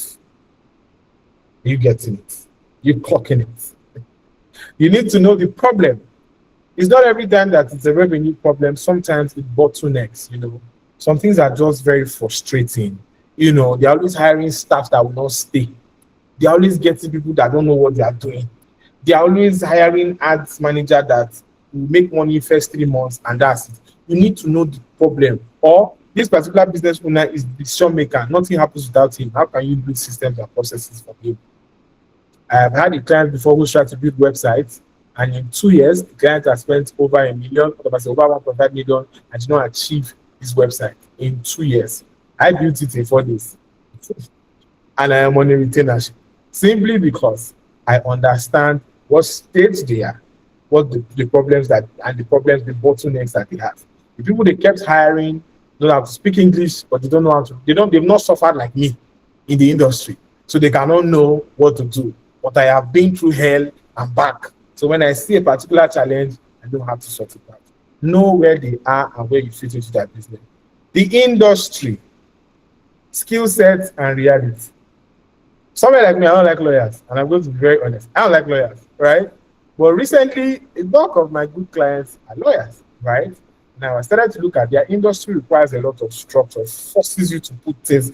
Lawyers are not going to do nothing with you if you don't have your documentations in place. So it forced me to put everything I was doing in place. They do things, document. You have to get used to those kind of things. So you know their context, you know their reality, know what they are facing. There are clients who have the money, but their day-to-day is always packed. How are you going to fix meetings? All of those things. Not business owners. But now, if I'm talking about myself, I'm not saying, okay, I want to sell to business owners. I want to sell to solo founders who are stuck under 500K per month. These are people I want to help with. I hope we're getting something. So I'm going to stop here so that Abigail can go on. So I just gave you guys a tip of the iceberg. We still have fire to go on. All right. Thank you very much. Abigail, you can come on. So I'm just going to stop sharing. You can actually come on now. All right. Just give us a couple of minutes, guys. Ascension is interesting. His accountant is my accountant, so it's a very interesting person. Okay, thank you so much, everyone. I'm so sorry for the delay in transmission. So I'm going to be sharing my screen now. Okay.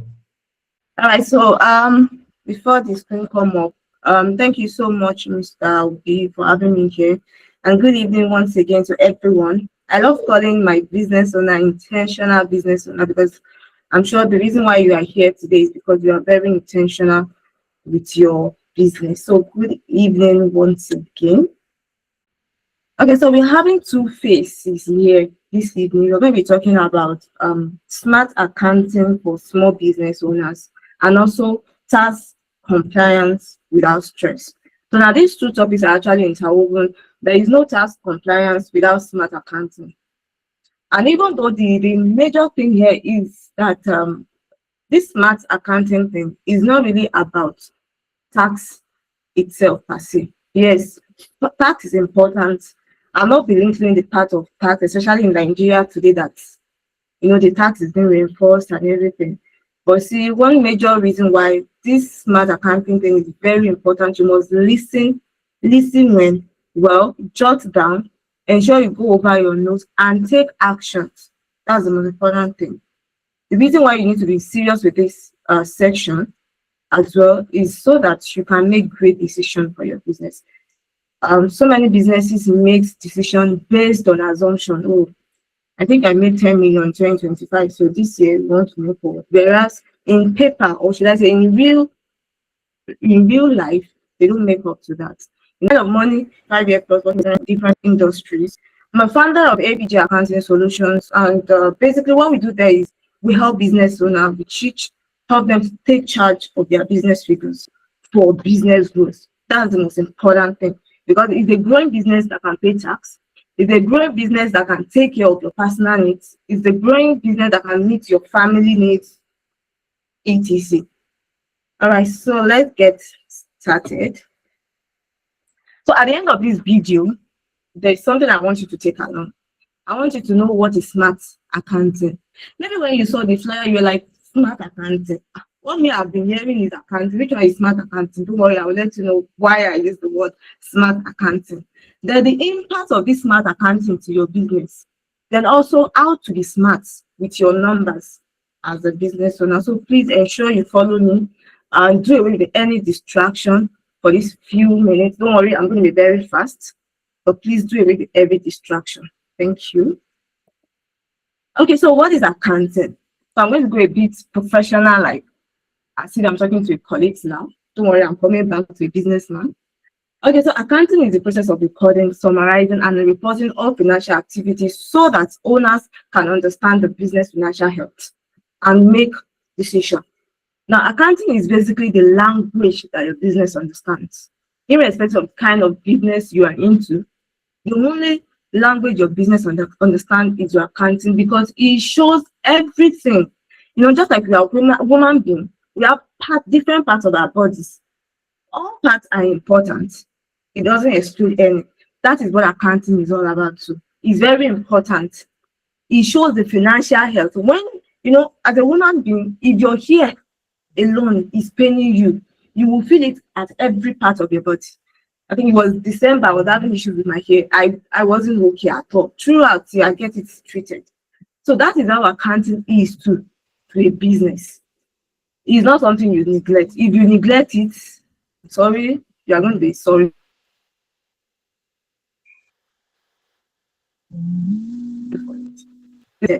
So it's very important to take care of your accounting. Very, very important. So now let me move to smart accounting. What smart accounting really means. Now, smart accounting really means knowing how much is coming in, which is your income, your inflow. You made a sales, you're selling a bag, you're selling shoes, you're providing a service. Whatever is coming in, smart accounting is all about you knowing how much you are making. So now if I ask a business owner here now, okay, today is Friday, how much did you make today? And if you are able to tell me, okay, I made 22,000, that is smart accounting. Now, knowing how much is going out, that's your expenses. Now, if I ask you, how much did you spend out today? Oh, I spent 15,000 on fuel, on transportation, on this, on that. That is smart accounting there. You are doing smart accounting there. Then the third part is knowing what is left, whether what is left is a profit or whether what is left is a loss. So as a business owner, you must be smart. Your accounting must be smart. And in your accounting, being smart is just based on these three important things: knowing how much is coming in, knowing how much is going out, and knowing what is left. Are you making profits or are you making a loss? Because when you know all these things, it will be very easy for you to make your decisions. Okay, to the next slide. When you know these numbers, sorry, please, it seems I'm hearing a tiny voice. I don't know, please, if your mic is on, please kindly mute it. Thank you. So when you know these numbers, why do you need to know these numbers? Why do you need to be smart about your numbers? One, it helps you to price correctly. You know, there was something that happened last year on Instagram. There were so many discounts. Everybody is going 50% discount, 10% discount, 70% discount. So many ridiculous discounts. But if you as a business owner, you don't know your numbers, and you now decide to follow the trend because everybody is giving discount, 10% here, 20% here, and you don't know your number, it's very harmful for the business. But when you know your numbers correctly, you know what is coming out, what is going in, you know whether you are making profit or you are making a loss, it will help you. When others are doing 70% discounts, 80% discounts, whatever discounts, you will know that, oh, my business, I can't afford to make. In fact, I can't do 5 discounts, 5% discounts. I can't even do 2% discount because it's very risky. So you stay on your lane and maintain what you have. But if you don't know your number, you will be forced to do what others are doing. And point two is it helps you make great decisions with your numbers, which is the same thing with the point one. When you know what is happening, you'll be able to make great decisions. Number three is it cuts unnecessary spending. There are some spending that are not necessary. There are some spending that are not necessary at all. You know, I was listening to Saobi's class, and he was talking about a period where it will run ads, a period where it will not run ads. Some people don't know how to differentiate. Yes, you've gotten leads, 5,000 leads. Have you worked on that 5,000? For some of you, because people are showing a screenshot of spending 10 million ads, you want to show at the end of the month, you keep running ads that are not converting, or better still, there are so many leads, but you've not been able to convert them. But you keep doing it because others are doing it. But when you have your numbers, you'll be able to know, oh, I need to stop this ad. Let me focus on doing an organic building at the moment. Oh, let me do this. Oh, this ad, maybe let me increase it. Oh, let me decrease it. You'll be able to know, let me pay for an influencer. You'll be able to know the right thing to do. Then number four is you can pay yourself correctly. You see, as a business owner, I think this come up a whole lot. Some business owners, they don't pay themselves, yet they spend from the businessman, which is totally wrong. Now, especially for this new tax regime, is like shooting yourself at the leg. That's what you are doing. So if you pay yourself, some of you was explaining, oh, when you make this amount, when you are sure that 500,000 is coming every month, then you can pay yourself, you can do this. That is because you know your numbers. If you don't know your number, you won't be able to even know that, oh, now you are making 500,000 consistently, and now you can pay yourself. Yes, when you are just starting the business, you might not be able to pay yourself. That's the truth. And you don't have to rush yourself. But when you know your number to a certain level, you know that, okay, this is the time I need to start paying, I need to start appreciating myself. So please, it's very important you know these numbers. Don't joke with them if you really desire business growth. Now, the next phase is how to be smart with your numbers as a business owner. Number one, and the most important thing here is separate yourself from your business. Now, from the story I shared in the beginning, the IRS giving someone a certain amount to pay, and in reality, the person is not even registered. Talk more of having anything to do with Nigeria Revenue Service. They don't even know this person, but already they collected money from her. Now, there should be a separation from yourself and your business. She has been taxed, even though it's not a lawful one, but the truth is she can't pinpoint to anyone. She can't seek justice for that, because they're going to ask her, okay, even for that kind of person, if you ask her, did you pay from your business or from your personal account? Of course, it's going to be a personal account, because for you not to have a CAC registration, definitely there is no way you can get a business account. There is no way. So, which means the person is even paying from your personal account. Now, that kind of thing, you can't pursue justice. You can't go out, because you know that if you go out and now say it, that is when the tax people will not say, you know what, when did you start your business? They will sit you down, ask for your bank statement, and start giving you taxes here and there, even when you don't need to pay taxes. Because you see, one thing I've discovered is people that are running away from this tax, most of them, they are actually tax exempted. Most of them, they don't need to pay 5 naira. They just need to, like, they say we should register. I registered. Let FIRA see that I'm registered. Let them see that, okay, on 21st of every month, I've filed my VAT. That is all they need to do. They don't need to pay 5 naira. But because we feel like we are smart, something, we try to dodge it. Separate yourself. Get a business registration number. Be it a business registration number or a limited liability company. Now, but if you are choosing any of the two, ensure that you are at a point when you can manage them before you register for it. Now, what do I mean by the management? Now, a business number, a business registered business, is one that it's a sole proprietor. That is, it's a one-man business. You are the only one. Don't go and register limited liability when you don't have any staff. You don't have any legal backing. Now, a limited liability company in books and in law is a company, an official company with legal entity itself backing them up. That okay, if there's you want to sue them or anything, you know that you are suing the company itself directly. But you're having just your business alone, and you now go and register for company limited liability. Is not it at all. I know there have been so many rules up and down, and your business register can it upgrade to limited, upgrade to limited. It's a big lie. There are so many exemptions to it for you if you are registered as a business as a business entity.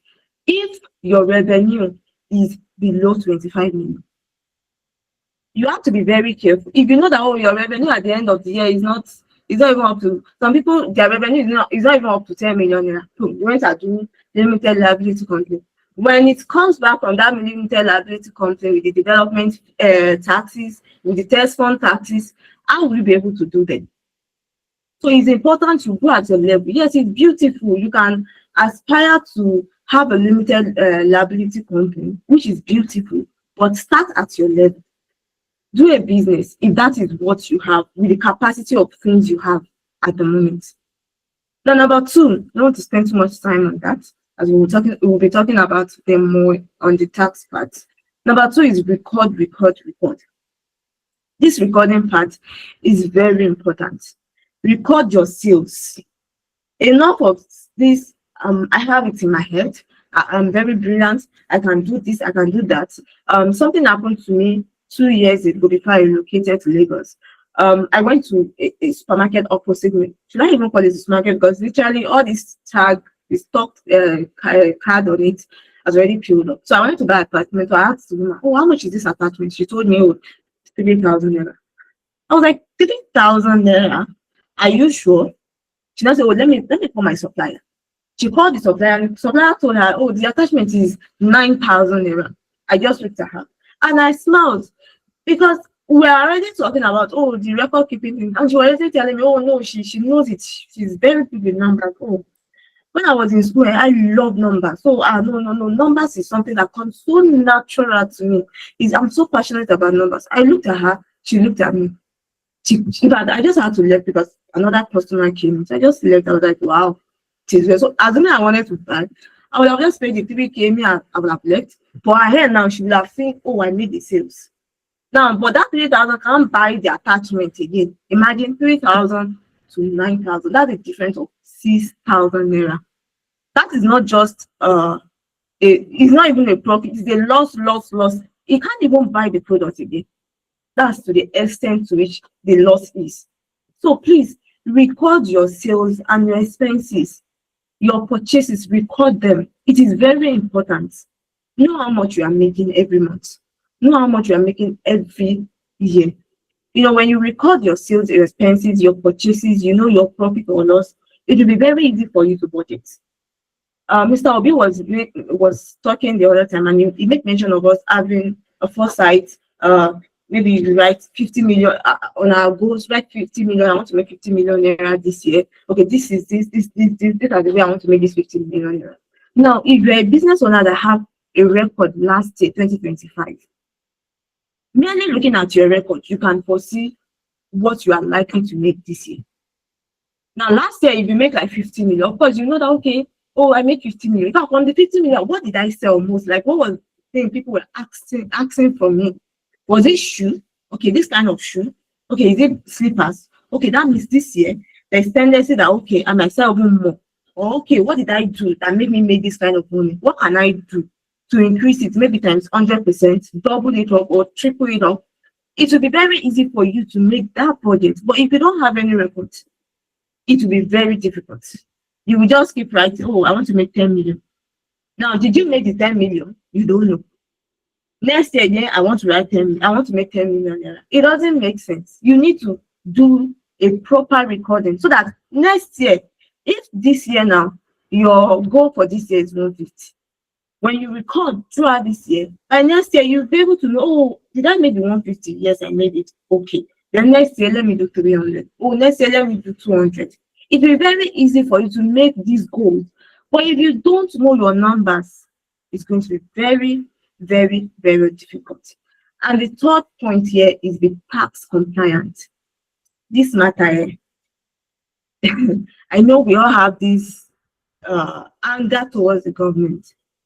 I'm not here to talk or to defend the government, but basically what I'm here to do is, as a business owner who wants to be smart with your numbers, as you are being smart with your numbers, you also need to also be compliant with the policy place wherever you are situated. Now, for someone whose business is in UK, if you really want your business to strive, when you have your numbers or everything put down, you must follow the policy there if you really desire that growth. As well, if you are in Nigeria as a Nigerian like me and you, and you have your own business in Nigeria, you want your business to strive, you want it to go to global lengths, whatever, you must be tax compliant. Do you know that if you are traveling out from business purpose now, they will ask you for your TCC, which is your tax clearance certificate, because they believe that, okay, as you said you're a business owner, so you want to travel to another country, then you must be tax cleared. If you are not tax cleared, then no. US does not want. That's the new rules. It has started happening. I have some people who had to rush something like that last year. They have to start filing just to ensure that they have the TCC because they needed to travel. So as a business owner, endeavor to be tax compliant. And the thing is, it's all these things start where you are small. If you say when I become like Dangote, I will start doing tax compliance, it's like you are deceiving yourself. As little as the business is, start doing something.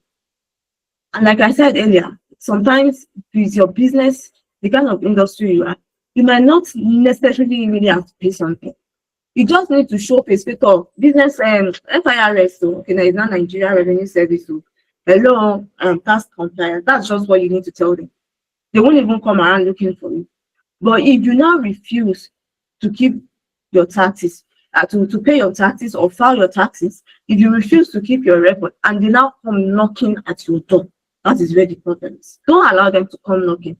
Instead, you go to them. This is it, or show them plainly, this is what I need. And what I need is tax exempted. Then you move on with your life. It's as simple as that. But getting the right knowledge is very important. And that is what we are here to do this evening. Okay. So let's go to the next part B. Tax compliance without stress. Tax compliance without stress. Okay. Please, I hope you are following me. I hope you can still hear me. Can I get a notification that everyone can still hear me, please? All right. Thank you so much. Okay. So the next part is tax compliance without stress. Now, what is tax? Tax is a mandatory levy imposed on individuals and businesses by the government. There are not two ways about it. It's imposed or not. Okay, it's not something you do joyfully. Even the big businesses, everybody is just paying tax because they needed to be tax compliant, not because of anything. It's imposed on us. We know that, and we're going to do it. So this evening, everyone here is going to be tax compliant. So now I'm going to be talking about the taxes applied to small businesses. Now, the small business, we have these 5 major taxes applied to you. We have what we call VAT, value added tax. I know you've been hearing about VAT, 7.5%. Some people even this year had to change their prices because of VAT and the likes, yada yada yada yada. Now, VAT is an imposed levy imposed on product, but it's not being paid directly by the person, but it's paid by the end user. So what do I mean by that? Now, for example, let me use a bread manufacturing company as an example. Now, a bread manufacturing company is exempted from paying tax. You don't pay tax if you're a bread manufacturing company. But the flour you bought is taxed. There is VAT on it. The water, if you have the water people to drop this thing for you, they will VAT it. The sugar, there is VAT. All of these things, there is VAT. So at the end of the day, they pay the VAT. Now they as well, they will not redistribute that amount. Maybe they bought the raw materials and everything amounted to 325,000 for everything they produced. If they want to divide each prices for each consumer to buy, they will have the VAT as well. So at the end of the day, you and me, who is the consumer, are the one paying for the VAT. So it's not the main person paying, but it's the end user, the end consumer. So it's an indirect one. We are not the one directly. We don't pay for VAT directly. We pay indirectly. When you go to the supermarket, when you go to restaurants, you eat, you write VAT there for you.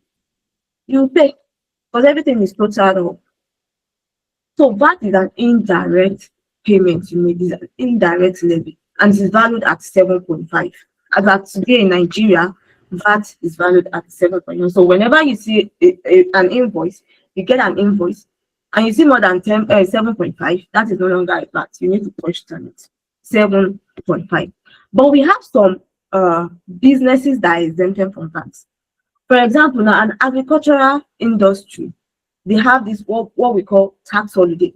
They don't pay tax because the belief is that they are contributing to the economy. You and I are contributing to the economy, but it's just that they are going to the extra mile, like they go through a whole lot.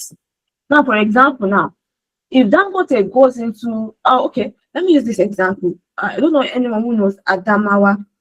Now, when you're entering Adamawa State, the sugar plantation for Dangote is there, very big, like a village or villages, like that's how big the whole place is. Now, they cannot ask Dangote, that place, to pay VAT because Dangote is the one maintaining that environment. Oh my, if you see the road that leads to that place, it is bad. So they believe that, okay, as an agricultural person, you being an agriculturist is one thing. And another thing is being able to transport all those products to us in town and the likes is going to cost a whole lot. So they are giving tax, they can give them like 10 years tax holiday. They can give them 20 years tax holiday. That is for the agricultural side. Now, but for you and I, who are not into agricultural, there are some of us that are exempted from that. Number one, we have schools. We have medical facilities, they are exempted from that. We have food. You buy food, you are exempted from VAT. You don't pay VAT. But now you see there is a cost to it. Even though you don't pay VAT, you must be filing your tax, your VAT. Get it right. You are not paying VAT as a medical person, or should I say someone offering a medical service. You are selling food stuff, you are not paying VAT. But every month, FIRS want to see your dashboard. They will see, okay, this person is zero. They will know that, okay, this person is exempted. That's all. If they did not see that is zero, that is where the problem starts from. But at least let them see it. Oh, this place is exempted. That's all. So even though you are not paying tax, you must file for monthly VAT. It's very important. I'm starting from that part. If you are not paying VAT, you must file for VAT every month. Because sometimes VAT does not mean you are paying money. VAT is just since you are telling them, okay, well, I'm here, and I'm being compliant. You put your zero there. That's all. The number 2 point is PIT, what we call personal income tax. Now, personal income tax is being paid by business owner, sole proprietor, and that is where the business registered entity comes in place. You're a sole proprietor, you are the business owner of the business, you pay PIT, personal income taxes. And personal income tax is paid now, it has been regulated. So the higher you earn, the higher you pay your tax. So if you are earning annually now, if you are earning anything less than 800, you are not paying any dime. You are exempted from paying PIT. That's 0%. But once you are earning more than 800, between 801 and 2,200,000, sorry. If you are earning between 801,000 to 2,200,000 in a year, you have a percentage. We have 15%, we have 18%, we have 21%, we have 23%, and the highest is 25%, which is above 50 million. That is how it works. Now, pay as you earn is if you are as a business owner, you have your staff and they are being paid the monthly allowance, what's it called? The wages, the approved wages, Nigeria wages, the approved, by the time you multiply it times 12, if it falls between that 800,000 or 800,000 1 naira and 2,200,000, you pay their payee. So pay as you earn is for staffs, is for employee, but as an employer, you are paying PIT. You can see it's different. That's why you need to separate yourself from the business. VAT is for the business. You are paying VAT on the business. PIT is for the employer. That's the owner of the business. Pay as you earn is for your staff. So anything from 0 to 800 per year, they are not paying anything. Now, WHT, which is withholding tax. Withholding tax is a tax you pay when you render services like professional services, consultants. You receive royalty, you pay withholding tax on them. Withholding tax is an advance payment. Now, let's assume, Mr. Obi here has a client and charge the client 15 million. Now, before you can charge them, his own services itself is 15 million. He must add withholding tax to it. Or if it's being generous, so he can say, okay, you know what, that 15 million, I will pay the withholding tax on my end. That is him being generous. And at the same time, you can say, you know what, no, I'm collecting 15 million flats. Then you will not have your withholding tax. So that means instead of 15 million, the person will have a certain percentage of that 15 million. Then the person will now pay them together. I don't know if you get what I'm trying to say. So let's make an example. Mr. Obi is charging 10 million naira to his clients. That's for his service for websites. And 10%, okay, now if the client is an individual, it is 5% withholding tax. But if the client is a company, it is 10%. You see the difference? If the client is an individual, it's 5%, but if the client is a company, it is 10%. So let's assume the client is a company. So Mr. Obi will charge 10% of 10 million. 10% of 10 million is 1 million. So that means Mr. Obi, in his invoice, the invoice is going to be sending to the client is going to be 11 million. So you indicated that his own service, 10 million, withholding tax, 1 million. Together, 11 million. Now, when they pay, it needs to get their own thing, their tax identification number. Then he, Mr. Obi, will now remit that 1 million on behalf of his clients on the tax payment system, withholding tax. He is going to enter that amount and pay that money so that in the future or before the year runs to an end, that client can be able to reduce his liability. When he himself is now preparing his own account for the year, to do his personal assessment and the likes, he will be able to indicate there that he already paid 1 million naira as tax. He has been charged a tax on the services that was rendered to him. So when the taxman sees all this, they'll be like, okay, whatever he's supposed to pay will be excluded from that withholding tax. Let's assume that, okay, roughly estimate is supposed to pay like 20 million. I'm just making an exemption. I'm just making an example, sorry. That's for the company. It's supposed to pay 20 million naira for tax. And Mr. Obi already paid like 2 million naira on behalf of this client. It means that at the end of the day, FIRS is going to say, okay, you are going to pay 18 million, not 20 million, because already they've received 2 million. That is withholding tax. That is how it works. Then the last tax is CIT, which is company income tax. Now, company income tax is charged on the company's profits, but there are clauses to it.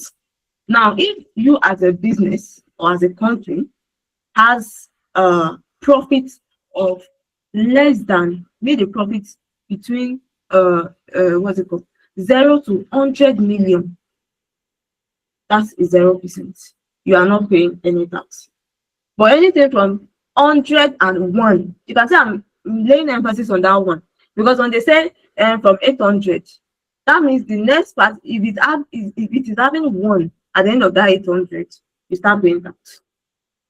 So if your revenue is around 101,000 naira or 1,001,000 naira, you are paying tax, and you are paying 30% flat. If your revenue is 100 million and 1,000 naira, you are paying tax flat. But if it is less than 100 million or exactly 100 million, you are exempted from paying tax. But once it has just about 100 million, 999.99, you are paying tax straight up. That is what the rule says. So the next point, what makes tax stress-free? Now I've explained the tax and everything. I'm sure you're like, hey God, how would I do all this thing? I would like just calm down. Just try to give you a background check on the laws. You don't have to stress yourself. Now, but what makes tax stress-free? Compliance becomes stress-free when you track all your income properly. Now, I'm still going to use that lady as an example, the story I started with. Now, assuming she has a proper business registered, and they came in, she has a proper record, and they just came in and look at the, aesthetic of the building or the business and whatever, and say, okay, you know what, you are paying 500,000 naira. And she brought out the record. See, this is what I made. These are the invoices I issued out. These are the receipts from the payment everyone paid. These are the receipts I got from the expenses I made. This is my bank account. As soon as she showed them all these things, they will not be able to do anything. But when you don't have anything to show, they will definitely come at you. There's a particular business I do weekly stock audit for before I relocated. Now, there was a day I got to the office and someone just came around and they said they wanted to collect tax. So I asked the person, tax on what? And for the business, yada yada. It was just saying things, there was no, it wasn't adding up. So I asked her, I said, which account do you use? She looked at me. She did not say anything. She went. Later, I was told she came back another day. Now, that was because by the time she came back, she didn't meet me because I have a specific day I used to go there. Now, the people she met, they don't know anything. But they had to call me and say, you know what, please come around. But do you know that I left that place, left my location, I never met the person again. So most of these people, they are just siphoning this money into their pockets. Nothing is dropping into the. So when you say, after everything I'm doing for the government, and the government is not doing this, the government, sometimes the money is not actually in the government's pockets. It's actually in that individual. Maybe your money is what they used to do play this weekend. Everybody went out, people went out club. Don't let me tell everybody because me, I'm not going to club, I'm in my house. Maybe it's your money they used to do play. They use your money to buy car, use your money to do things. They don't use that kind of money to send children to school because it's a cost of money. But you have to be quick with the understanding. When they come around and they see records, this is it, and you have receipt to back them up. Trust me, they will not come again. They come around, where this way. I already filed my taxes online. And Nigeria, things have been made so easy for every business owner that things are now done online. So when anyone comes knocking at your shop, you open your tax promise, show them your details on tax promise. They will never come to your place. They will never come to your place again. Because they will know that, this business owner has knowledge, knows what he's doing. You brought out a file containing your receipts. These are the receipts. This is what I sold. This is what I bought. This is this. They will never come again because they know you are not going to give them a dime. And they come and pay this. Okay, give me the government accounts. You don't need all that because there is nowhere where the government account shows up. When you're on tax promise, when you want to pay, you just go and it will direct you immediately. You make your payments and you move on. And we all know that if you are paying using the links, if you cannot pay directly using your card, you pay into one account that will automate it. So it's not, no one has a direct account. But so that they will not lock my shop. This and this, you quickly give them, they will still come back again. After 1 month, they will come. Some people, some people even go to as far as closing up the shop. Ensure that it's not well registered. Ensure that the government is not aware that it's a system. Yes, they will still love the shop just to collect money. So it's very important. I've just put all these 4 points now. I've just explained these 4 points all together at once. Track your income, very, very important, please. This year, let's do things differently. Separate your business money from your personal money. That's why it's good to have separate bank accounts. Yes, I know sometimes bank can be very funny. I remember when I opened my bank account. Oh Jesus, my business bank account. It was very stressful because of the kind of service I rent. I rent that they have to ask me to get school. And you know, school certificate. Oh my God, this EFCC thing, not like a connection. I prayed before I could get it, but it's all worth it. It's all worth it. It's very important. Don't because of the stress the bank people will give you and say, you know what, at this new Nigeria of today, it's not about the it's about you being tax compliant. So that it's not just because you pay money. You know, beyond now, that woman, she paid. But the truth is, tomorrow is Saturday, another set of people can even come again. Because those people are very funny. They work in the same place. I went to so. That one, she does not have anything. Another set will come next week. They will just keep collecting money from you. And you will be here. Tinubu. God will punish me. Whereas, is this Tinubu's problem? No, it's not Tinubu's problem. It's your problem. So let's face it and do something good this year. Let there be a difference. And this is the right time to start something.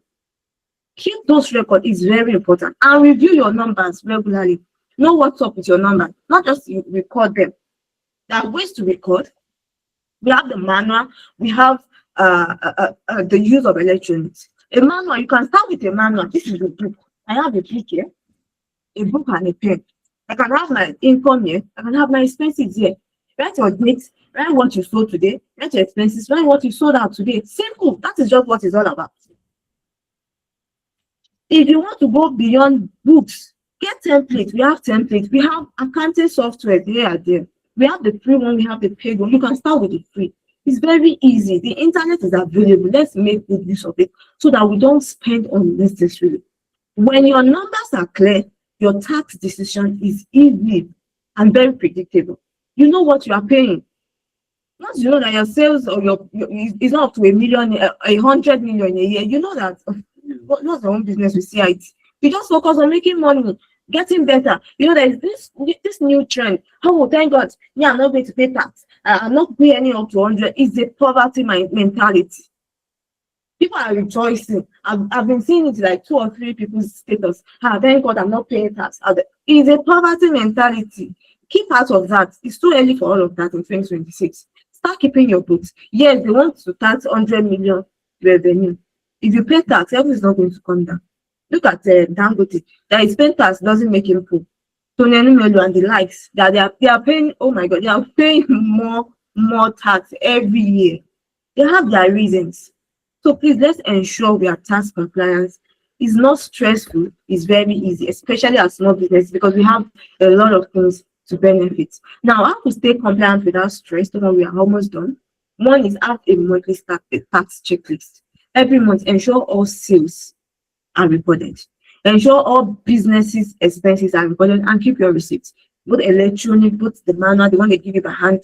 But when you pay, make a payment online, ask for a receipt. Keep it down. Keep it in your drive.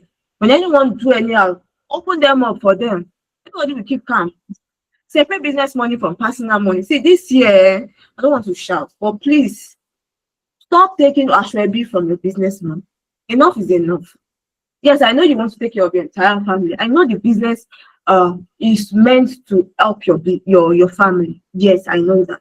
But please, let there be a separation. That is why it's good when your business is having a consistent amount, pay yourself.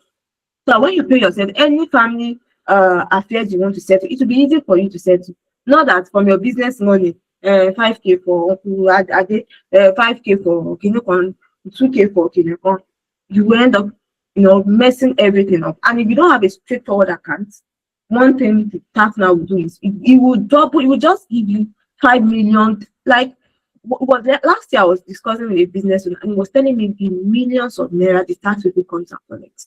And the funniest thing is When they come, you must buy them food, you must buy them drink. So you can imagine. And the business is in Ireland. So you can just imagine. So they will come, oh, this is a big place. They will collect food, money. You know, you buy them food, you buy them drinks, you give them something, and they will still find you millions of naira. So, but all this can be well done if if you are doing everything on your own, especially now that we have everything online. You can get a professional person to do that for you as well. So the fourth point is identify the VAT collected. I was in a meeting last year, December, yes, in a meeting with Bupawo Shika actually, and he called Mr. Taiwo, and the man said something. He said, this VAT issue, we are doing it to the extent that people who pay tax, okay, can collect tax, VAT credit. What does it mean by that? Now, a bread manufacturing company is VAT exempted. That is what we have in the law. But the truth is, one way or the other, they are still paying VAT, because when you go and buy sugar, buy this, buy that, they still pay VAT. Now, but when they what's it called? When they file their taxes, their VATs, with their receipt, they can tell the tax promos that they need VAT credit. And what does VAT credit mean? Like, they will pay you back. He said they are working on it, and that is amazing. Because even if you are not tax VAT, if you are VAT exempted, you don't need to pay VAT. But because things you got as a production person is already VATed, so you can get all those money back. You bought something of 1 million and already there is for 7.5 on it. But in the law, you are exempted. You can get your 7.5 back. That is what the law is saying. But how will the law answer you? That is when you can get a proof of that. They can see your records. Okay, you actually bought this. And they can see the receipt as well. Then they will be able to refund you that amount. That was what he said. He said, in fact, he said, give us 30 working days after you filed for VAT credit. That within 30 days, they will pay you back. And of course, it will be paid into your business account. So please ensure every month, ensure you have a proper record. It's very important, please. Then for those that are into professional services like mine, identify the WHTD, withholding tax deducted or suffered. Now, deducted in the sense that when you are paying for a service and you've already added the vendor charged you VAT, ensure you have a copy of that, the credit notes. Once they pay it, there's something that's going to print out for them. Collect your own copy so that you can give it up to the tax person or upload it on your tax donors, so that you will have to pay again. Then the last point is review your numbers before any month. Ensure what is happening with your business. It's very important so that you'll be able to plan for the next month, and so that you'll be able to know, okay, this month, okay, I'm still within. Okay, next month I need to pay tax. Oh, this. By the time you review everything, you'll be able to know, okay, do I have any VAT credits I can even get paid back? All these things, they do it in abroad. I work in an organization whereby if you are given grants, if you are given a token to a grant organization, they want you to pile up your receipts. At the end of the year, you will pay back that money because already it has been deducted from your tax. And now Nigeria, they are trying to do that in Nigeria as well. But for it to work effectively, you must provide receipts. You must provide evidence that you actually pay. So that is why you need to review your numbers. Anytime you have something like that, document, have a copy to be on the safer side.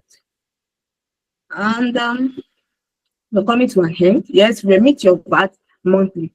You should register for VAT. So yes, this one, now VAT is to be paid on or before 21st of the following month. Now, what does this mean?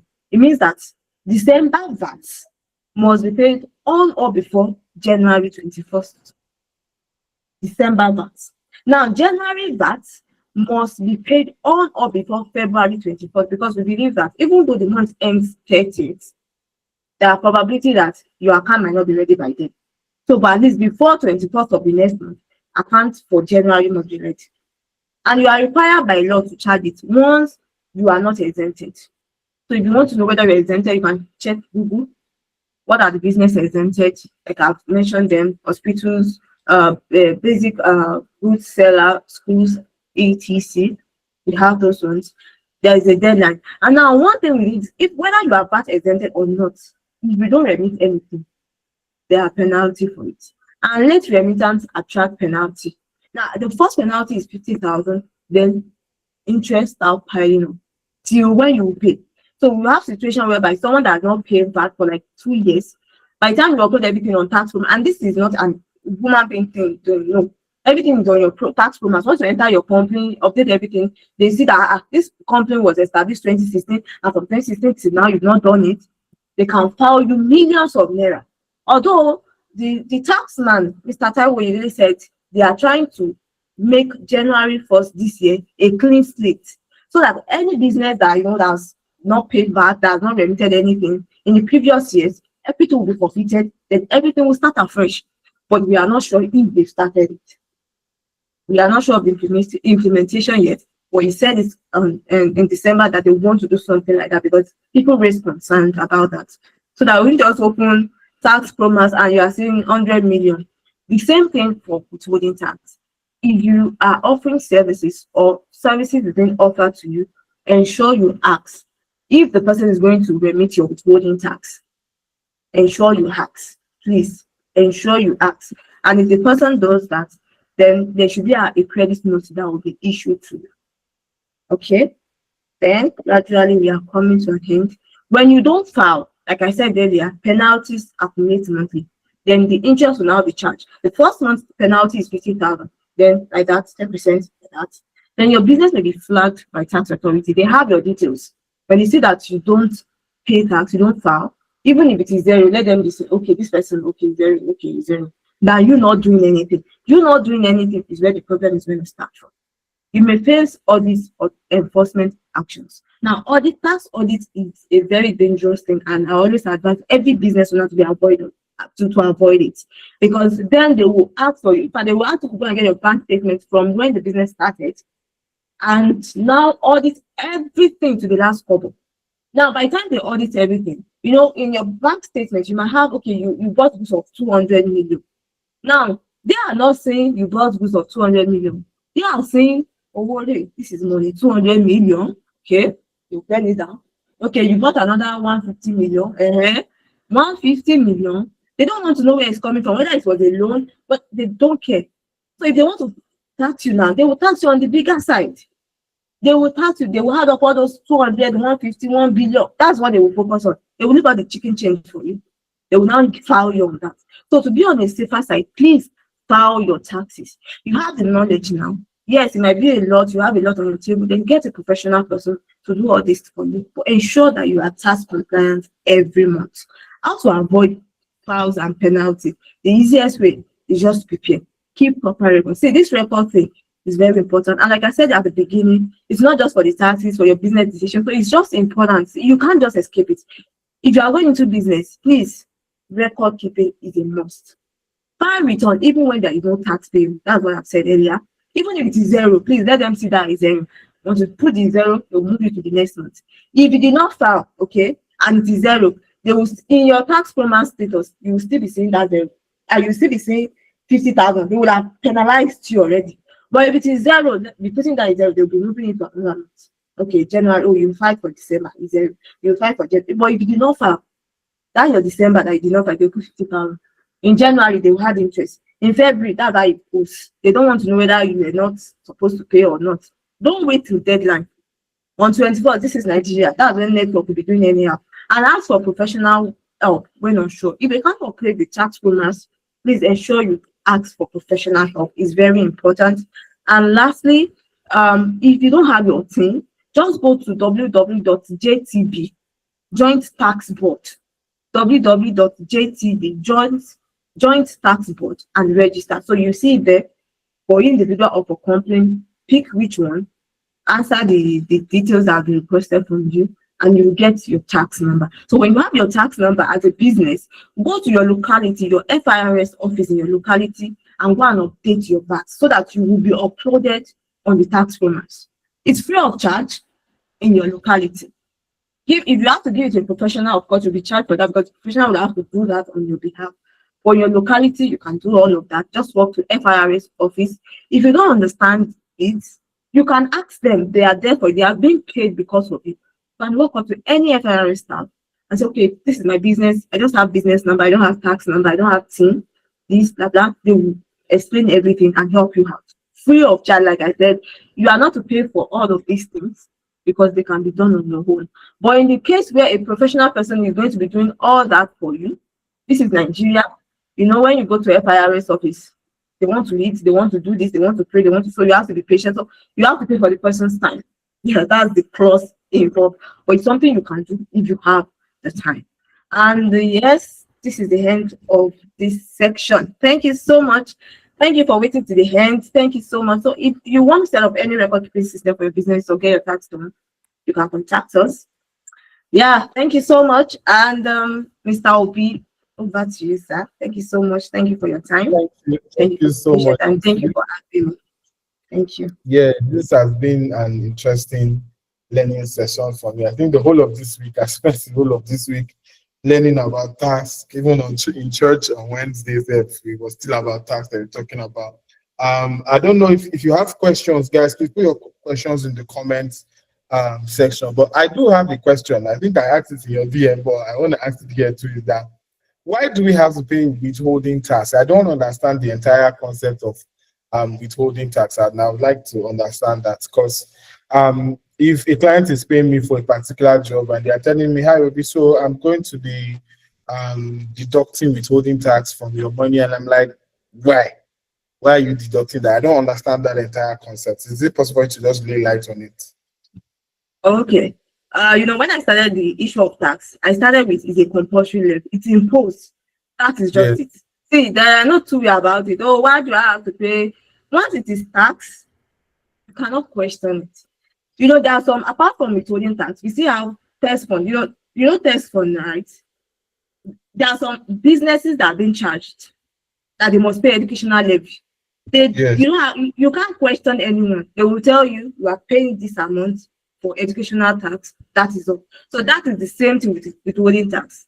Withholding tax does not have the beginning or the reason. They just said if you are a professional person.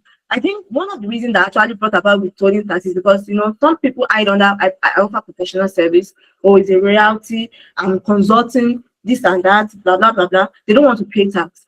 So now to enforce them to pay tax, that is where we have withholding tax. And the thing is, it's an advance payment.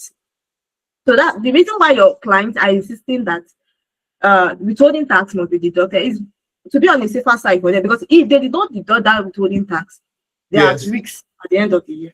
Yeah.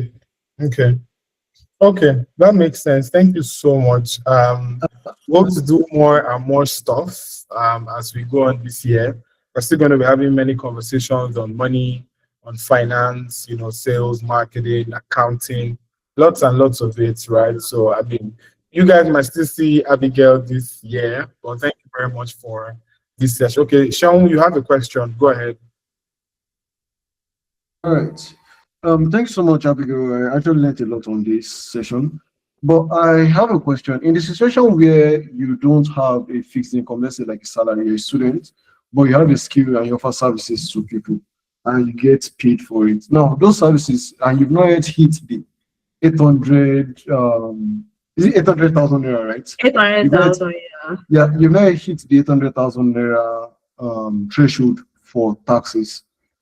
Would it be advisable to register before you hit the 800 naira so that you start collecting your money for the services you are offering as a business at that point in time, or you can just keep offering the services as an individual, since it's not like a company or something that you're running?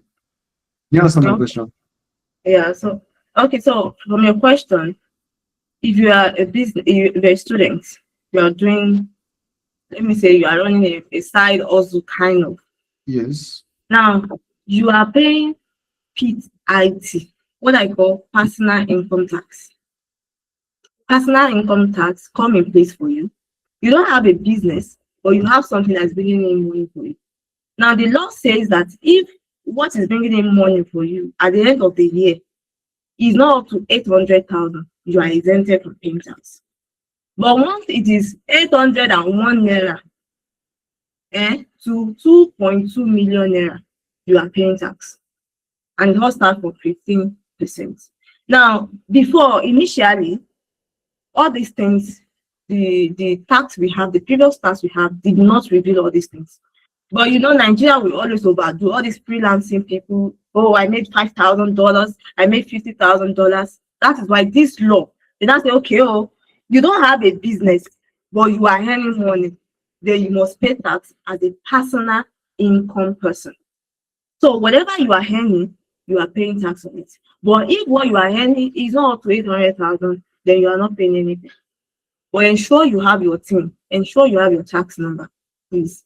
It's very important. And ensure that when your clients are paying, it is well stated. The description, that's why we have description. Let it be well described. So that if anyone comes for you and asks for your account bank statement, they will be able to see that, okay, all these transactions did not amount to 800,000 in a year. So I hope I answered the question, please. All right. Thank you very much, Abigail. Very, very interesting session. Thank you so much. Thank you for having me. I'm very, very grateful for this. So, guys, I'm going to try to rush out my version 2. And thank you so much, Abigail. For those of you who have already joined the Kickstart Masterclass that we're having next week, I probably will try to get Abigail on. Abigail, I'll send you a message to see if we can get some templates from her for our personal life and all of that. Yeah. So, but for those of you who have joined, you probably be getting much of that. Okay. All right. Thank you very much, Abigail. I really, really appreciate you. I'm just gonna round off. Is Rejoice still here? My kid still here. Yeah, say hi. I used to. I wish she has gone to sleep. Okay, so I'm going into my very last session now, so that we can make progress. Yes, so that we can know exactly how to navigate the year with our offers. So, because that's what I'm supposed to push out tonight. I'm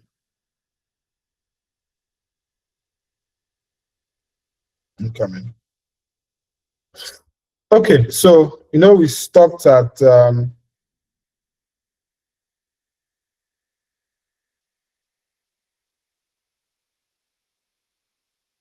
I'm coming.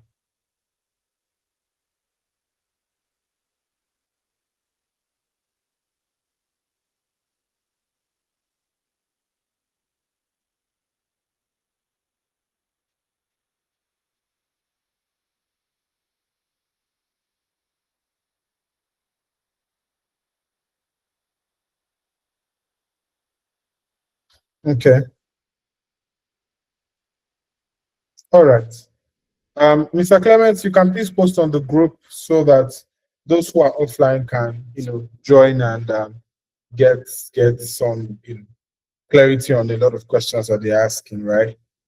Thank you very much, Mr. Clements. Okay, so we stopped at defining your exact audience, right? We talked about knowing the stage they are in, the problem and the context in which they're playing, so that you'll be able to target them and get the results that you want. Okay, so now why saying and selling to business owner? The word business owner is not a market.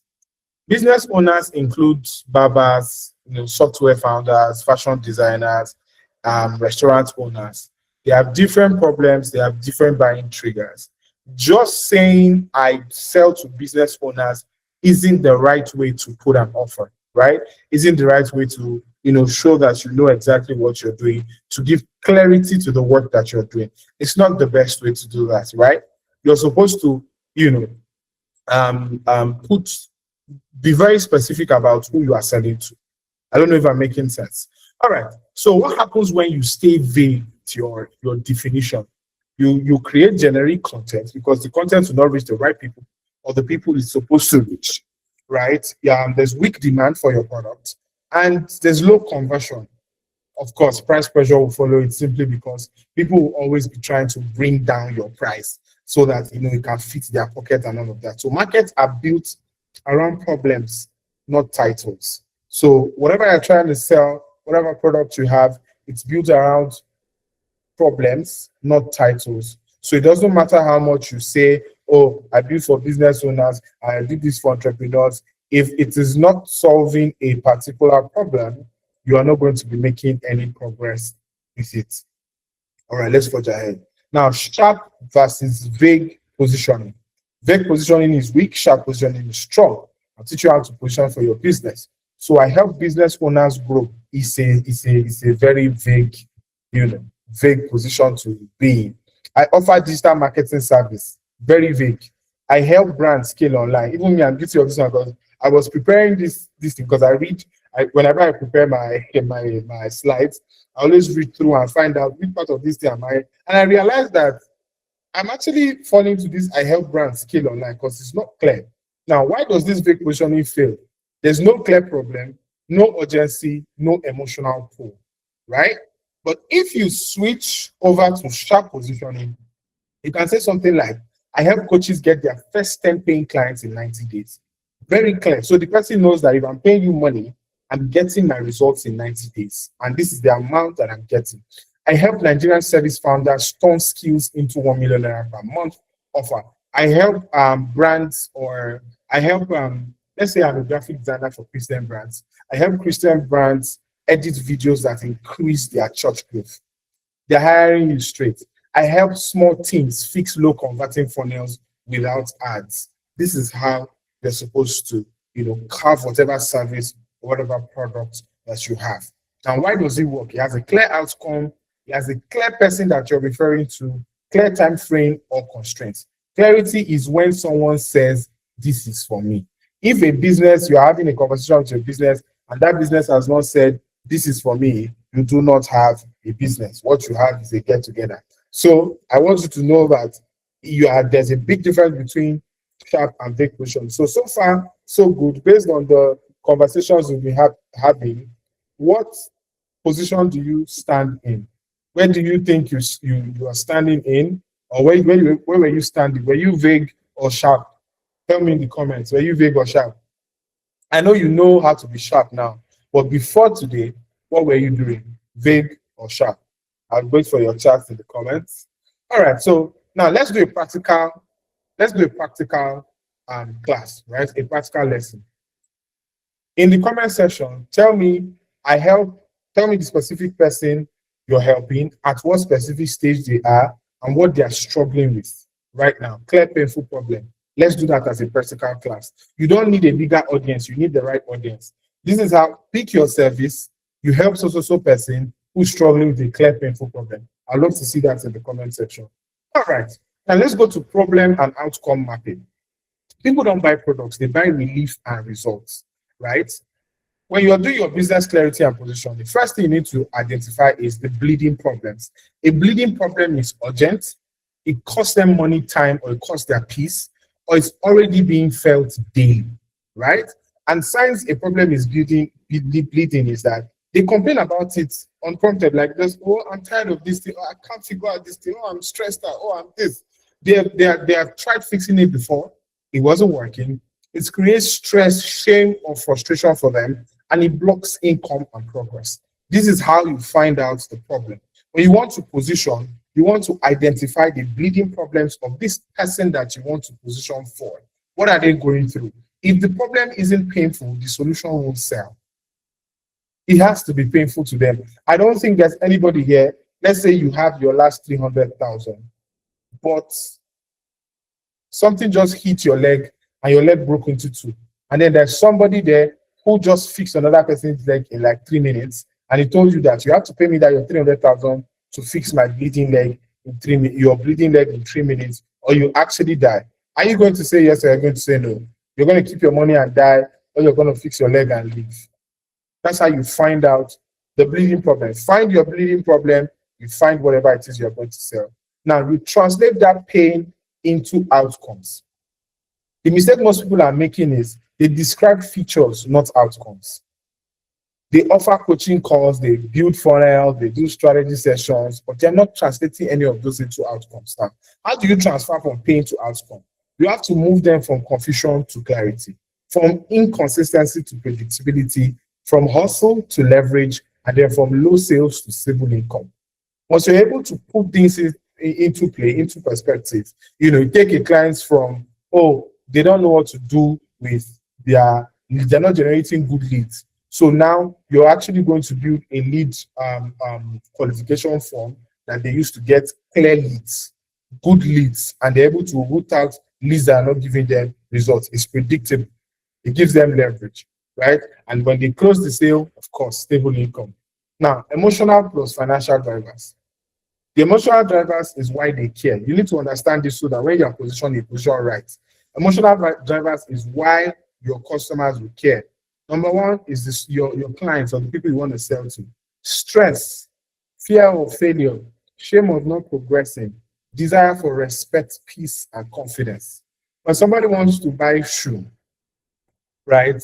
Yes, they want to know if the shoe will last long, if it's quality, if it's original. That's the features, right?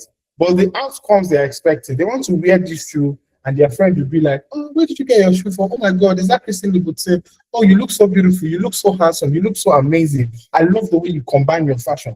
That peace, respect, that feeling they get is why they're actually buying from you. That's the emotional driver, right? And then financial drivers, why they act is they don't want to miss out on whatever it is that you're offering.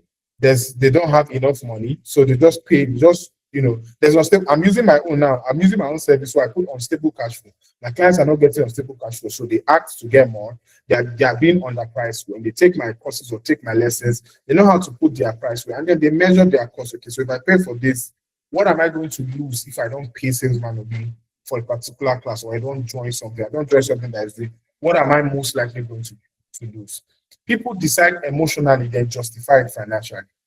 They tell you, oh, okay, I can only afford this. I will never understand.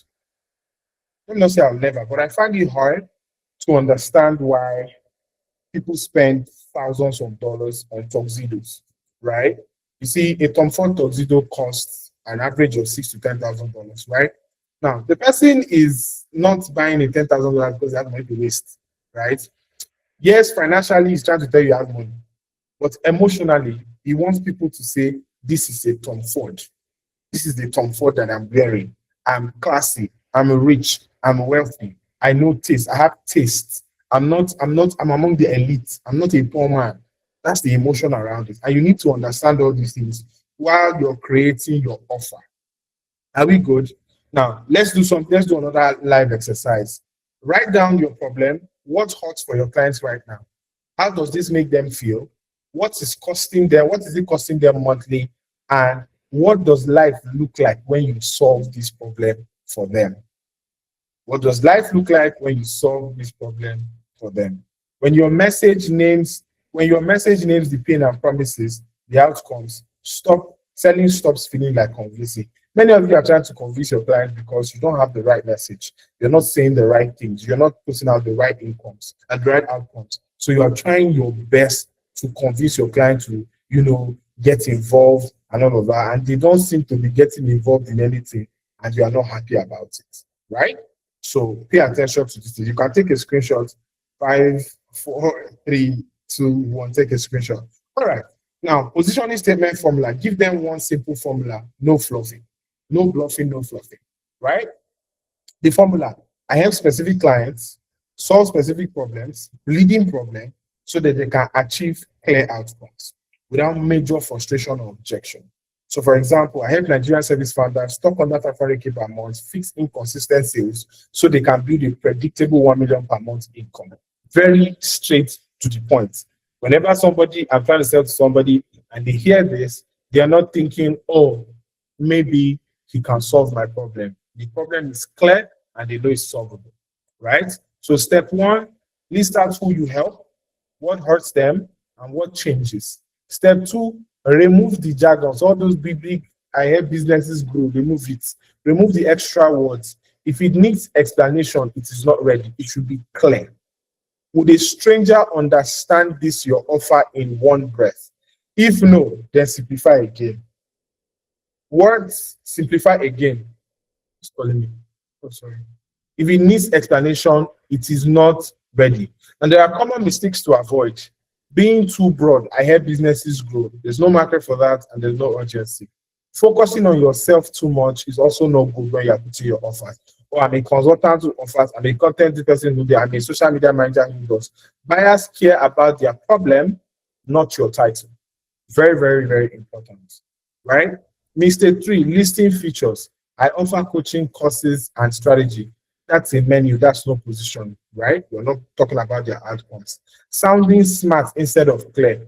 I provide scalable growth solutions. It sounds impressive, but you're not selling anything. What are those solutions that you actually provide? Business clarity and positioning. All right. Now, offer creation and quick launch. Ideas don't make you any money. Only offers will do in 2026. Most founders don't fail because they lack ideas. They fail because they never package value into something people can buy. What an idea is, your idea is I want to help people grow. I'm thinking of a course. I'm a startup founder, right? Those ideas are vague, they're emotional and unvalidated, right? But what an offer is a clear who that I want to help, a clear problem that I want to solve, a clear outcome that I'm going to give, a clear price I'm going to put on my product, and a clear way for my clients to buy this product. That is an offer. Screenshot it and keep it. That is an offer. A clear who, a clear problem, outcome, price, and a way to buy. If you put the who and the problem and the outcome and the price, and we don't have a way to buy, it is not yet an offer. It is just content. If you put a way to buy and you put outcomes and you don't tell us who, you're not going to get that thing to get the attention of the people that you have or you need. If you put the who and you put the outcome, you don't put the problem, it's not going to be related. When you do all of that, everything must be in sequence for you to get the results that you are looking for. The common founder mistake is that they sell what's inside, not what changes. So 12 modules, 8 calls, worksheet, 5 sessions, this one, access to community, lifetime access, blah, blah, blah. What buyers actually want is the relief, the speed, certainty, and transformation. So let's translate all of that features now. When you're talking about one-on-one calls, you should instead say you're going to help them get clarity faster. Is the templates you're offering, create templates instead of saying, oh, access to whatever. There's less guesswork. There's a process we follow. Your community is for what? For accountability. When you put systems in place for their business, it's for predictable results. Features will tell, but the outcomes will sell. You see that everything we're talking about is still revolving around outcomes. Very important. Over-engineering. Over-engineering is building everything before selling, adding features to feel confident, waiting for perfect timing, long launch timeline. So I'm launching this in 5 days, 5 weeks, You take all the time, analysis paralysis coming, and you don't do anything at all. It's dangerous because it delays feedback. Sometimes you need to put out something and get feedback from people that this is nonsense or this is beautiful. It kills your momentum because you put in so much strength and then you're stuck. It wastes your energy and it avoids sales conversation. Over-engineering is often fear disguised as preparation. So what quick launch actually means is that you get a simple version, a clear promise, real buyers, and fast feedback. Sell the outcome first, then improve the delivery later. Take a screenshot for this mini exercise. Who's this offer for? One bleeding problem, one clear outcome, one simple delivery method, one price. If it takes more than 10 minutes to explain, it's too complex. Okay, problem first, offer design. Start with pain. The wrong way is, what can I create? That's what you're thinking of when you want to launch an offer. Oh, what can I create? What am I good at? Oh, I'm good at graphics design. Let me create an offer for clients. What format should I do this? Should I do a class? Should I do course? Should I do PDF? Should I do, That's not the way you're supposed to do it. You're supposed to be doing it. The right way is to start by asking, what is frustrating my clients, the people I want to sell to right now? What are they actively trying to fix? What is costing them money or peace? Pick one core problem that is painful, specific, easy to describe in one sentence, tied to revenue, time, and confidence. For example, they're getting inconsistent leads, very specific and painful. Confused positioning, very specific and painful. And in one sentence, low conversion despite traffic. These are the problems I solve, right? Now, design offers people buy quickly. What makes an offer fast to buy? Clear pain, clear outcome, clear timeline, low mental effort. The four-part fast buy framework is, number one, problems. List the problem, list the promise, list the path, and then the logic around it. If you want to sell, like if you want to create video now, you say you want to create, you have something you're offering and you want to sell on that 1 minute video. This is how you actually do it. You name the problem. So you talk about the problem, talk about the promise, what you want to give them or what to change after they work with you. And then the parts, how to collect it, the simple delivery, how you're going to dish it out, whether it's through a course, a class, or one-on-one call or whatever, and then why it works. In 30 days, an example, in 30 days, I help service founders fix inconsistent leads using one repeatable system without ads or complex funnels. This is how I push out my product and I make sales. So take a screenshot of our live exercises. The one problem your audience complains about the most, the outcomes and removes that pain. One sentence promise linking the both of them. Great offers don't persuade, they resonate. Now, structuring a simple offer sells faster than a sophisticated one, right? I don't even know if I should explain this, but let me just go through it. Number one, you need the promise, like I stated, the promise, the path, the timeline, how long it's going to take for them, the deliverables, and the price. What's a strong promise? Outcome focus, specific, easy to imagine. A weak one is, I want to grow your business. A strong offer is, get your first 10 paying clients when you work with them. The path is how they move from pain to outcome. Clarity, positioning, fixing the message, implement one sales system. Timeline, how long will it take? 14 days, 30 days, 90 days. Deliverables, I'm going to have a weekly call, template, scripts, feedback sessions, all of that. That's how you get your clients and all of that. Price logic, why this price makes sense, right? Why does the price make sense for them? The value of the outcome, speed to results, cost of not solving the problem. This is how you actually set your pricing. So what does this problem cost them monthly? Then you set your price. What happens if it continues 6 more months? How much are they going to lose? And you see that people will not even be bothering about your price. Again, promise, path, timeline, deliverables, and price is how you set a simple offer. Somebody said you can't see the next slide. Okay? I know this next slide is showing. So proof, pricing, and confidence. Confidence in selling comes from clarity, not hype. You can sell without testimonials. You don't always need testimonials. There are other ways you can show proof of what you do. Number one is experience. If you don't have testimonial, you can show experience. You can say, okay, let me do the first version and second version for you. Then the remaining 10 versions, you have to pay for it. You can show that in the way your process is. Your onboarding process can tell a client that you know exactly what you're doing. Do you know that the first time I started doing consulting for businesses, I'd never done it before, but I read so much and studied on process. And the moment I fixed process, people started trusting me. Results you've achieved personally will also work. Results you've helped others get informally. Those free advice you've given to your friends and it worked. Knowledge from repeated exposure to the problem. Now you know the problem well. When you know a problem well, people trust that you have solution. And logical proof frameworks explain how the outcome is achieved. This works because we fix blah, blah, blah, blah, blah. It's a framework for one, process proof. Framework 2, cost of inaction. Show what happens if they do nothing. Framework 3, transfer proof. Borrow credibility from principles, models, experience, industries. When I'm trying to close a client for, let's say, sponsored ads, I tell them that, okay, about impressions and what's this other one, Jeff? The amount of money you have to spend to get impressions, your conversion rate, CTR, all of those things. When they start hearing all this data and how it converts to making them money, they are interested. Pricing for outcome, not effort. The founder's pricing track is they want to charge for hours worked, calls delivered, templates included. That's effort-based pricing. You want to charge outcome-based pricing. Financial upside, right? What would they lose at the end of the day? Speed to results. If I pay you 20,000, can this design be up in the next 5 hours or in the next 2 hours?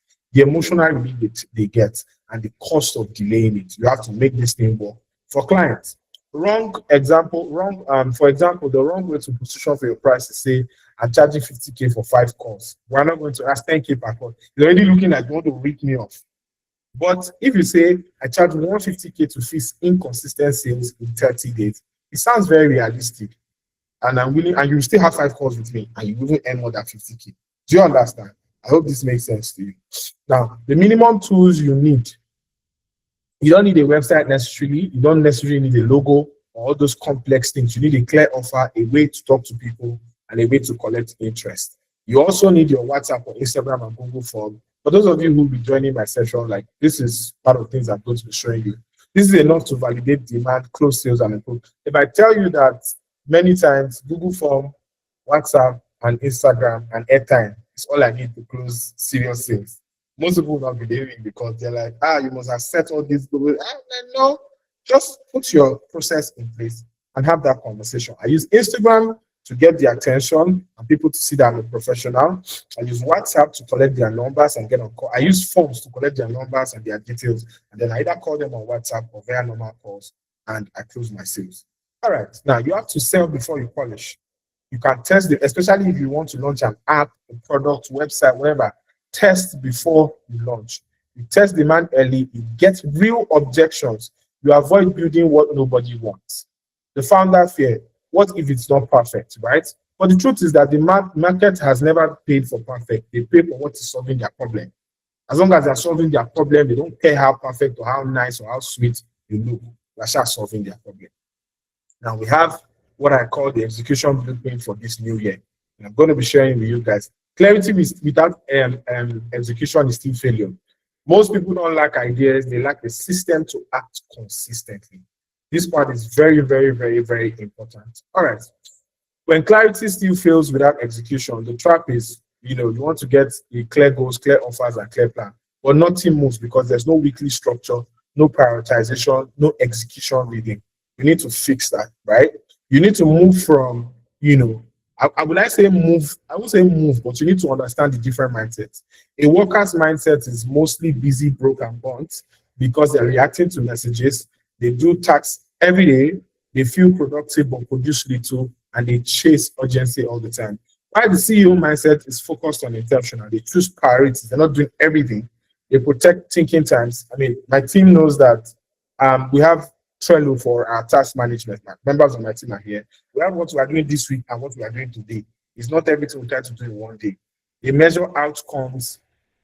They measure outcomes, not effort. So the CEO decides, the worker executes. You must switch roles intentionally so that you can have an exciting year. Now, there's a 3-part weekly system. Number 1, 60 minutes per week. You review your numbers. You choose one priority task and you set a weekly outcome. This is what I want to achieve at the end of this week. I don't think I can turn my laptop to this, but I have a board. For those of you who watch my videos on Instagram, and my task per week is written on my board so that I can keep track of whatever I'm doing. Now, you execute. You block time for sales, marketing, and delivery. No multitasking. Multitasking is a myth. It's a prison that has kept people think they are working and they are not working at their limit. You cannot finish one thing one at a time, and then review every 15 minutes per week. What moved and what didn't? What changed and what didn't? Where did I have results and where did I not have results? Daily revenue actions. The rule: every workday must include at least one action that directly moves your revenue. There must be one thing you are doing every day that increases your revenue. You can start sales conversation, follow up with leads, post one clear offer on your WhatsApp status or on Instagram, send proposals or invoices, or improve on your sales assets, either your script or your sales copy. Are we good? Are we good? Sorry about my lights went off. Okay, weekly review reading. Why weekly review matters? Without review, you make mistakes, you repeat them, your focus will drift, and at the end of the week, you are wondering, what did I do in my life? What you want to ask is spend 15 to 30 minutes of the week every week of your week, and say, what moved my revenue? What didn't matter this week? And what is the one focused for next week? Very, very, very important. Cut distractions ruthlessly. The cost of distraction is scattered focus, emotional fatigue, fake productivity. Common disguised distractions. Tweaking branding endlessly. You have changed your logo 15 times. You have changed your content. You have, just do something and post so that you can get data. Consuming content instead of creating. Over planning. Saying yes to low impact work. If it doesn't move the week's outcome, it doesn't get the time. Don't spend time on things that are not moving you forward. Turn off notifications when you're working. One task per hour or per block, and then fewer inputs, more output. Discipline is not punishment, it's freedom through structure. I want you to note that, right? So we've come to the end of this, and I want to introduce you guys to the Kickstart Masterclass. A couple of people have already signed up for this class, but I'm giving this offer again. And what we are going to be doing in this 3 days paid masterclass is very simple. You're going to sit with me for 3 days. We will come up with your offer, right? We'll come up with your offer. We'll create it together. So now it's not be me giving you live exercise to do. We'll be on the call. We'll create it, we'll plan it, and then we'll launch it. And then after that, after the 3 days class, you're going to be put in a master, a community where me and my team, we're going to monitor you and the things and make sure that you're hitting your targets. The goal is that within 30 days of taking this class, you generated at least ₦1 million. At least ₦1 million. And the cost of this class is a token of 25,000. I could have charged more, but I did not listen to my team. I decided to charge 25,000 naira so that people on this call can take charge on it. I don't know if my this thing is here, my PA is here, but the actual price for this class is 85,000 naira. But we had to bring it down for this particular one. I'm sure she'll be like, see, she's already raising her hands. That why are we selling 25,000? Don't worry, I'll tell you guys on Monday. Please pardon me. I love the people on this call, and I want them to actually enroll into this 30-day session. So I put this class at 25,000. A couple of people have paid. If you're interested, send me a DM now on WhatsApp. My number is this. So if you want to sign up via bank transfer, like you just want to do it and get on, send me a DM now. But if you want to pay via Seller, just go to bit.ly, that's bit.ly/KST26, and make your payments. You'll be automatically added to the group. If you want to make $1 million within the next 30 days, this is for you. I'm not capping. I mean, I've had many results. I've had people who were earning 40K per month in my class after their 30 days. In that 30 days, they did 1.1 million. Like somebody who was earning 300,000 in a month and did 4 million, 4.7 million. I mean, many of you know me as sales manager because of my classes and how I've helped people, generate money over the years. So if you're interested in doing over $1 million in a month, $1 million plus in a month, in 30 days, you want to create an offer that will actually sell, that you can say, I did this and I got this money. Having $1 million, you can actually start the rest of your year well. Because now you can run ads. Now you have money to run ads. You have money to do many things that you wanted to do. I'll show you how to do that in this class. So don't miss it. Don't miss it. This is my number.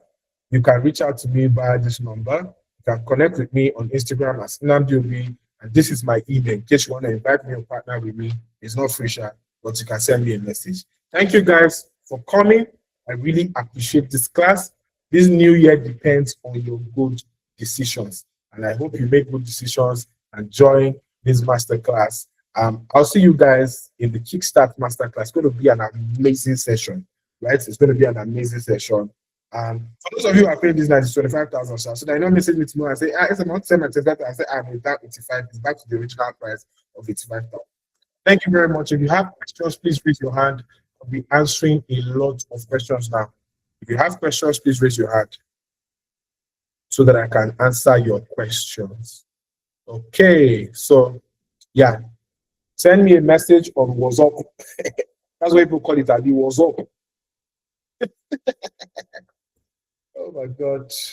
So send me a message on WhatsApp if you want to sign up. I'll send you an account detail to make your payment and we will start the class. The class starts on Monday, right? On Monday night, yeah, so we can have time. Or I and everybody in the class can actually decide when we want it, since we're all students, right? And we can make our time. And don't worry, I'm going to be working with each one of you so that you can create an offer that actually sells. The goal is that whoever joins this class, at the end of 30 days, you have 1 million to your name. Thank you very much. So questions, please raise up your hand, and I'm going to be calling you one by one. Just indicate if you have a question. Indicate if you have a question. SMO, have question, indicate please. I'm going to be giving you the templates I use, how I create my forms, I'm able to track my clients, and get the deals that I want. Indicate. Who's asking questions? I'm coming. Let me even check if how many people are asking questions. Yeah, C Pro Visuals. Go ahead.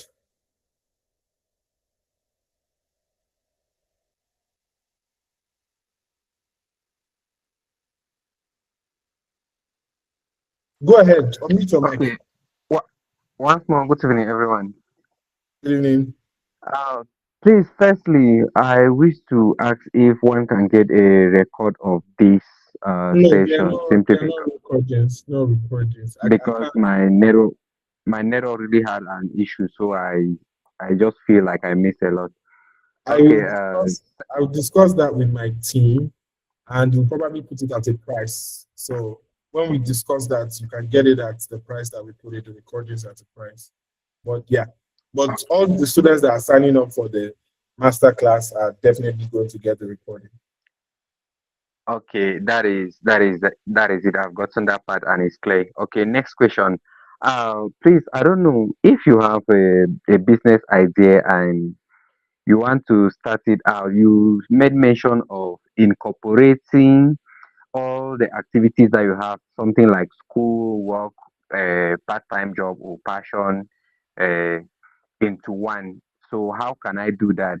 Like as a Well, student, I go to school, I do part-time job in a documentation, and I am yeah, a graphic designer, and I need to serve my own clients. Therefore, means I have my own clients. I have clients who yes, are coming to me for documentation services, and I have school. Then I have church, I have family, I have friends. How do I incorporate all of these things into one? time, time, allocation of time. You have 8 hours in a day. Decide which one Okay, goes to work, decide which one goes to family, decide which one goes to your personal life, right? And then right. anything at all that is not pushing towards your growth. For example, now, when you, okay, let's say you selected 2 hours for engagement, means a personal engagement, anything that has to do with your heart, like family and friends and Yes. all of that. And you know that visiting this friend, it's not really going to benefit you like that. Leave it alone. But if spending time with your kids is going to make you, happy and all of that, when you weigh the options, the opportunity cost, I pick my children over my friend, right? Tomorrow I'll go and see my friend. Yeah. Right? It's not urgent. It's not you're not what do you call it? Yeah, it's not urgent. It's not like life is going to be lost if you don't visit that friend. I don't know if you understand. So it's all Yeah, I'm about guessing. every single thing you are doing and knowing what's important. You want to move away from being busy and doing only things that move the needle. Most people are busy, but most people are not doing things that move the needle. Do you understand? So if school is important, I'm getting. 12 hours in school. My personal work, how many hours am I using to design? You know how many hours you're using to design and you get the job done. How many hours am I using to get calls? Same thing. Do you understand? Okay. Yeah, I understand. Uh, I think at this point I'm beginning to be very much clear about everything, and I'll surely just have to get to you on WhatsApp and we discuss further, even on No, the way I was thinking of launching out my own brand online, and no maybe problem. some few things I was thinking of doing on site. No problem. No problem. Thank you, sir. You're welcome. Okay.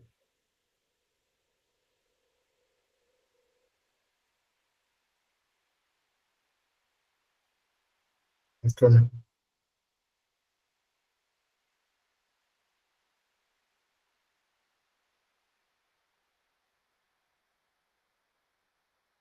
Okay, so somebody else has a question. He said, can you please run us through your client's onboarding process?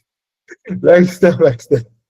Why do you go up to the class? Come to the class. I'm not running you through anything. Come to the class. Okay, let me just give you a short breakdown. When a client reaches out to me, I have a conversation with them. After the conversation I have with them, I send them a proposal. After they approve the proposal and we, accept, we talk about the price, I send them a service level agreement. Service level agreement to combine, it will have everything that we're supposed to do. So the things we're not supposed to break, the agreements we're not supposed to break, if you break it, who suffers what, and all of that, and nobody's going to hold anybody. So if you're holding a client's project and the client say they're not doing again, include it as to when the client can say they're not doing again in that service level agreement. How much are they paying 70%? How much work will be done before you get your remaining 30% and stuff like that. Then after they sign the service level agreement, I send them the onboarding form where they see our timelines, deliverables, and all of that we have. So if you send a design, if you want a design tomorrow, that is Saturday, you should have sent it on Thursday, 48 hours before. That's the process. So we send them that onboarding process form. And once they approve it and they sign, we take in the first line of work and we start working. That's basically it. There are other ones, but for different products that I do, there's a different one for my product design skill. There's a different one for my company. There's also a different one for consulting. For consulting, I send proposal, payment is made. We have a strategy call. Then you meet my team. After you meet my team, then we send you deliverables for the next 1 month. And then there's different, you build according to your business. But I hope that was clear.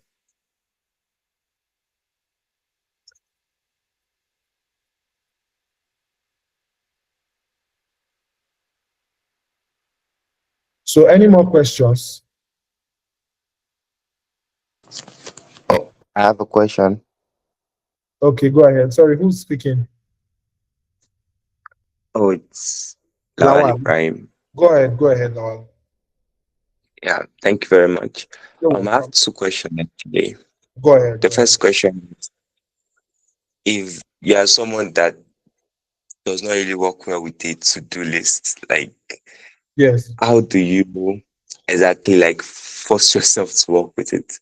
You don't A force lot of time I feel myself like unstructured in the way I run my day, and I really want to apply a to-do list, but it just ends up making things a lot harder for me.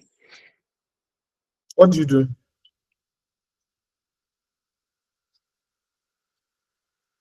Idea, Lawal. Oh yes, I'm here. I said, what do you do? Oh, I'm currently a student actually, but I design on the side. Okay. How important is this design? I would say it's secondary for now. It's not You that know, important. Yeah, medical school is kind of demanding, and Okay. So, I'm juggling both. have they ever forced you to do the things you're supposed to do in medical school? Sir? Have you been forced to do anything you're doing in medical school? Not exactly. You do them whether you like it or not, right? Yeah. It's a case of importance and need. If it's not important, there's no to-do list that can help you. And that's just the truth. And you don't need to pressure yourself because your mind has already made up its mind that right now, medical school is priority and we have to take it seriously. So when you are doing medical school, nobody is forcing you to do anything. Nobody asks you to go for classes or nobody. But once it gets to design, you're taking your time, you're relaxing because there's no cost. But I mean, what school are you in? Are you in a private or a public school? Yeah, public. Yeah, the school fees is not cheap. And you know that you have people to answer to. If you fail, you have questions to answer. But if you fail in graphics design, nobody's going to pressure you for anything. So it's a case of importance. I don't think you should be eating yourself up.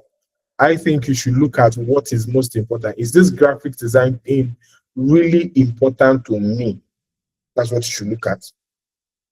So anytime you're struggling with to-do list, is that it's not yet important. And then also, maybe you should also unpack the things that you want to do.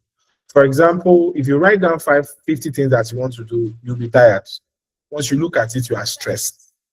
So you want to break it down. So today, that is Monday, I'm only going to design one flyer.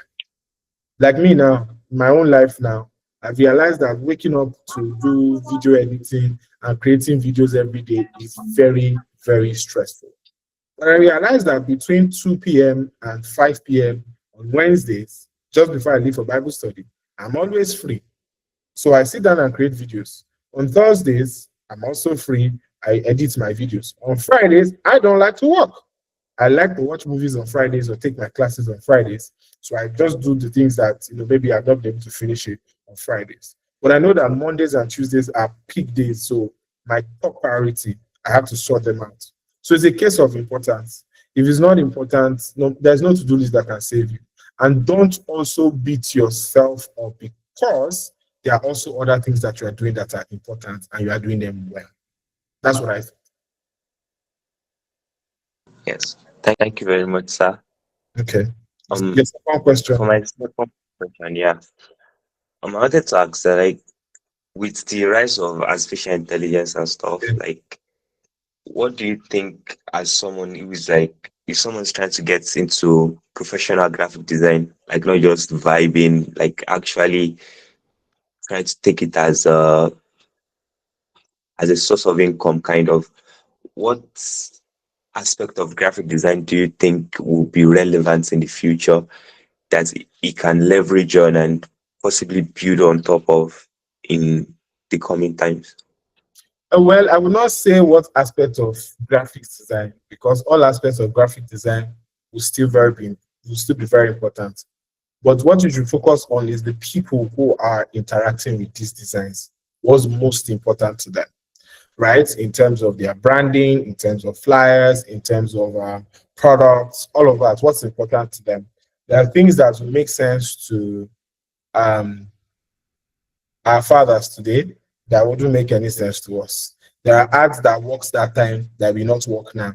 There are designs that look very beautiful to them that look very tacky to us. So I think what you should pay attention to is not the whether the design is changing or whether what part of design to concentrate on. What you should focus is on people's interests. What are people getting interested in? What are clients requesting for? That's how you follow the trend and you improve as you go on. There was a time when on every design there was a glow.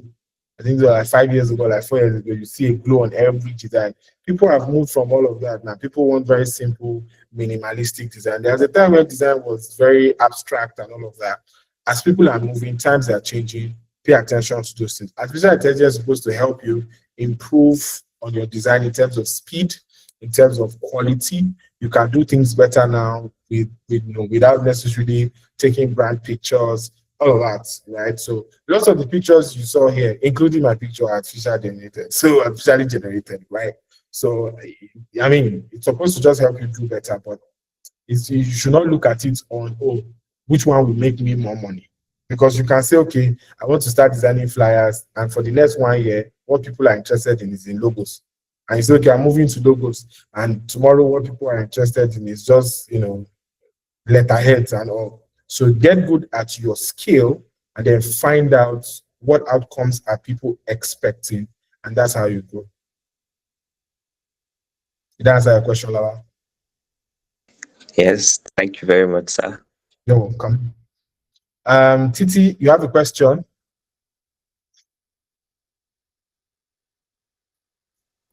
Yeah, I can hear you, Titi. Yes, I have a question for the second Go ahead. speaker.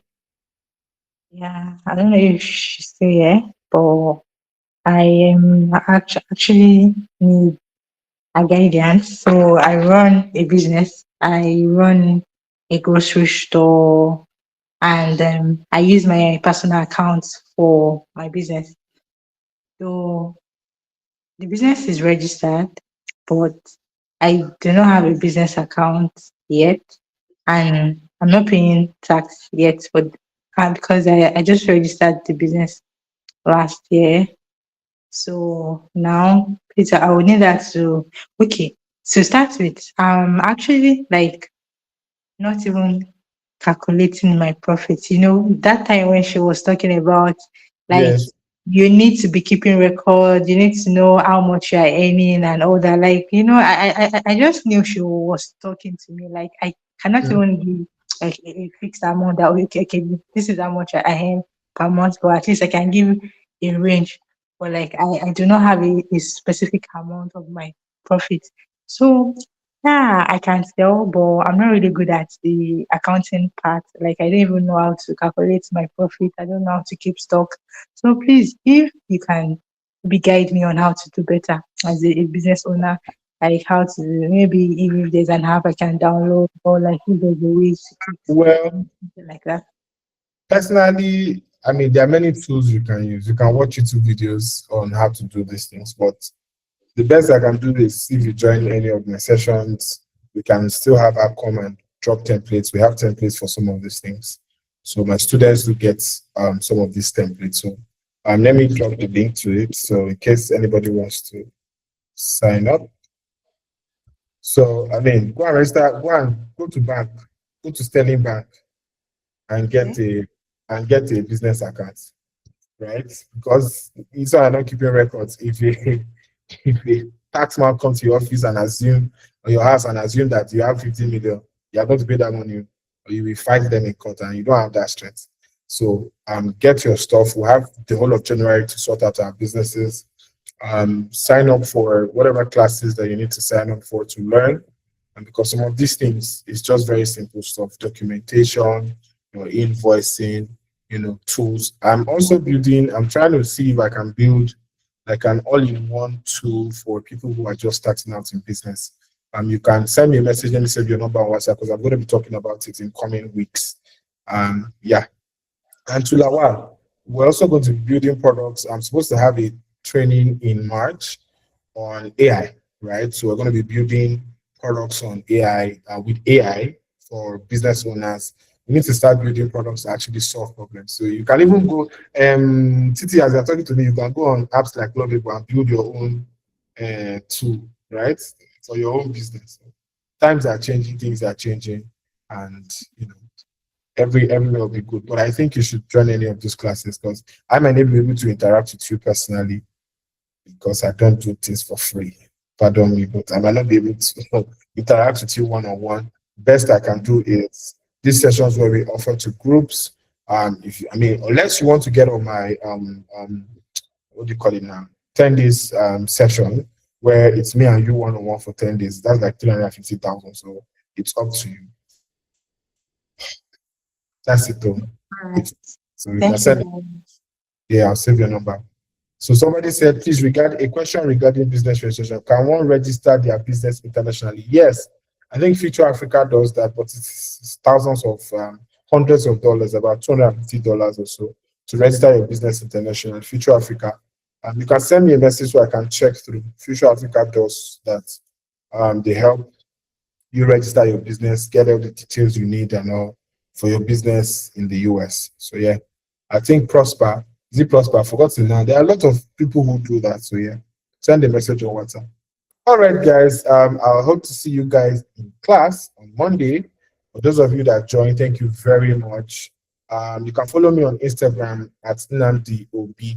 The Obi has 3 eyes. I. Thank you very much, guys. Have a lovely night.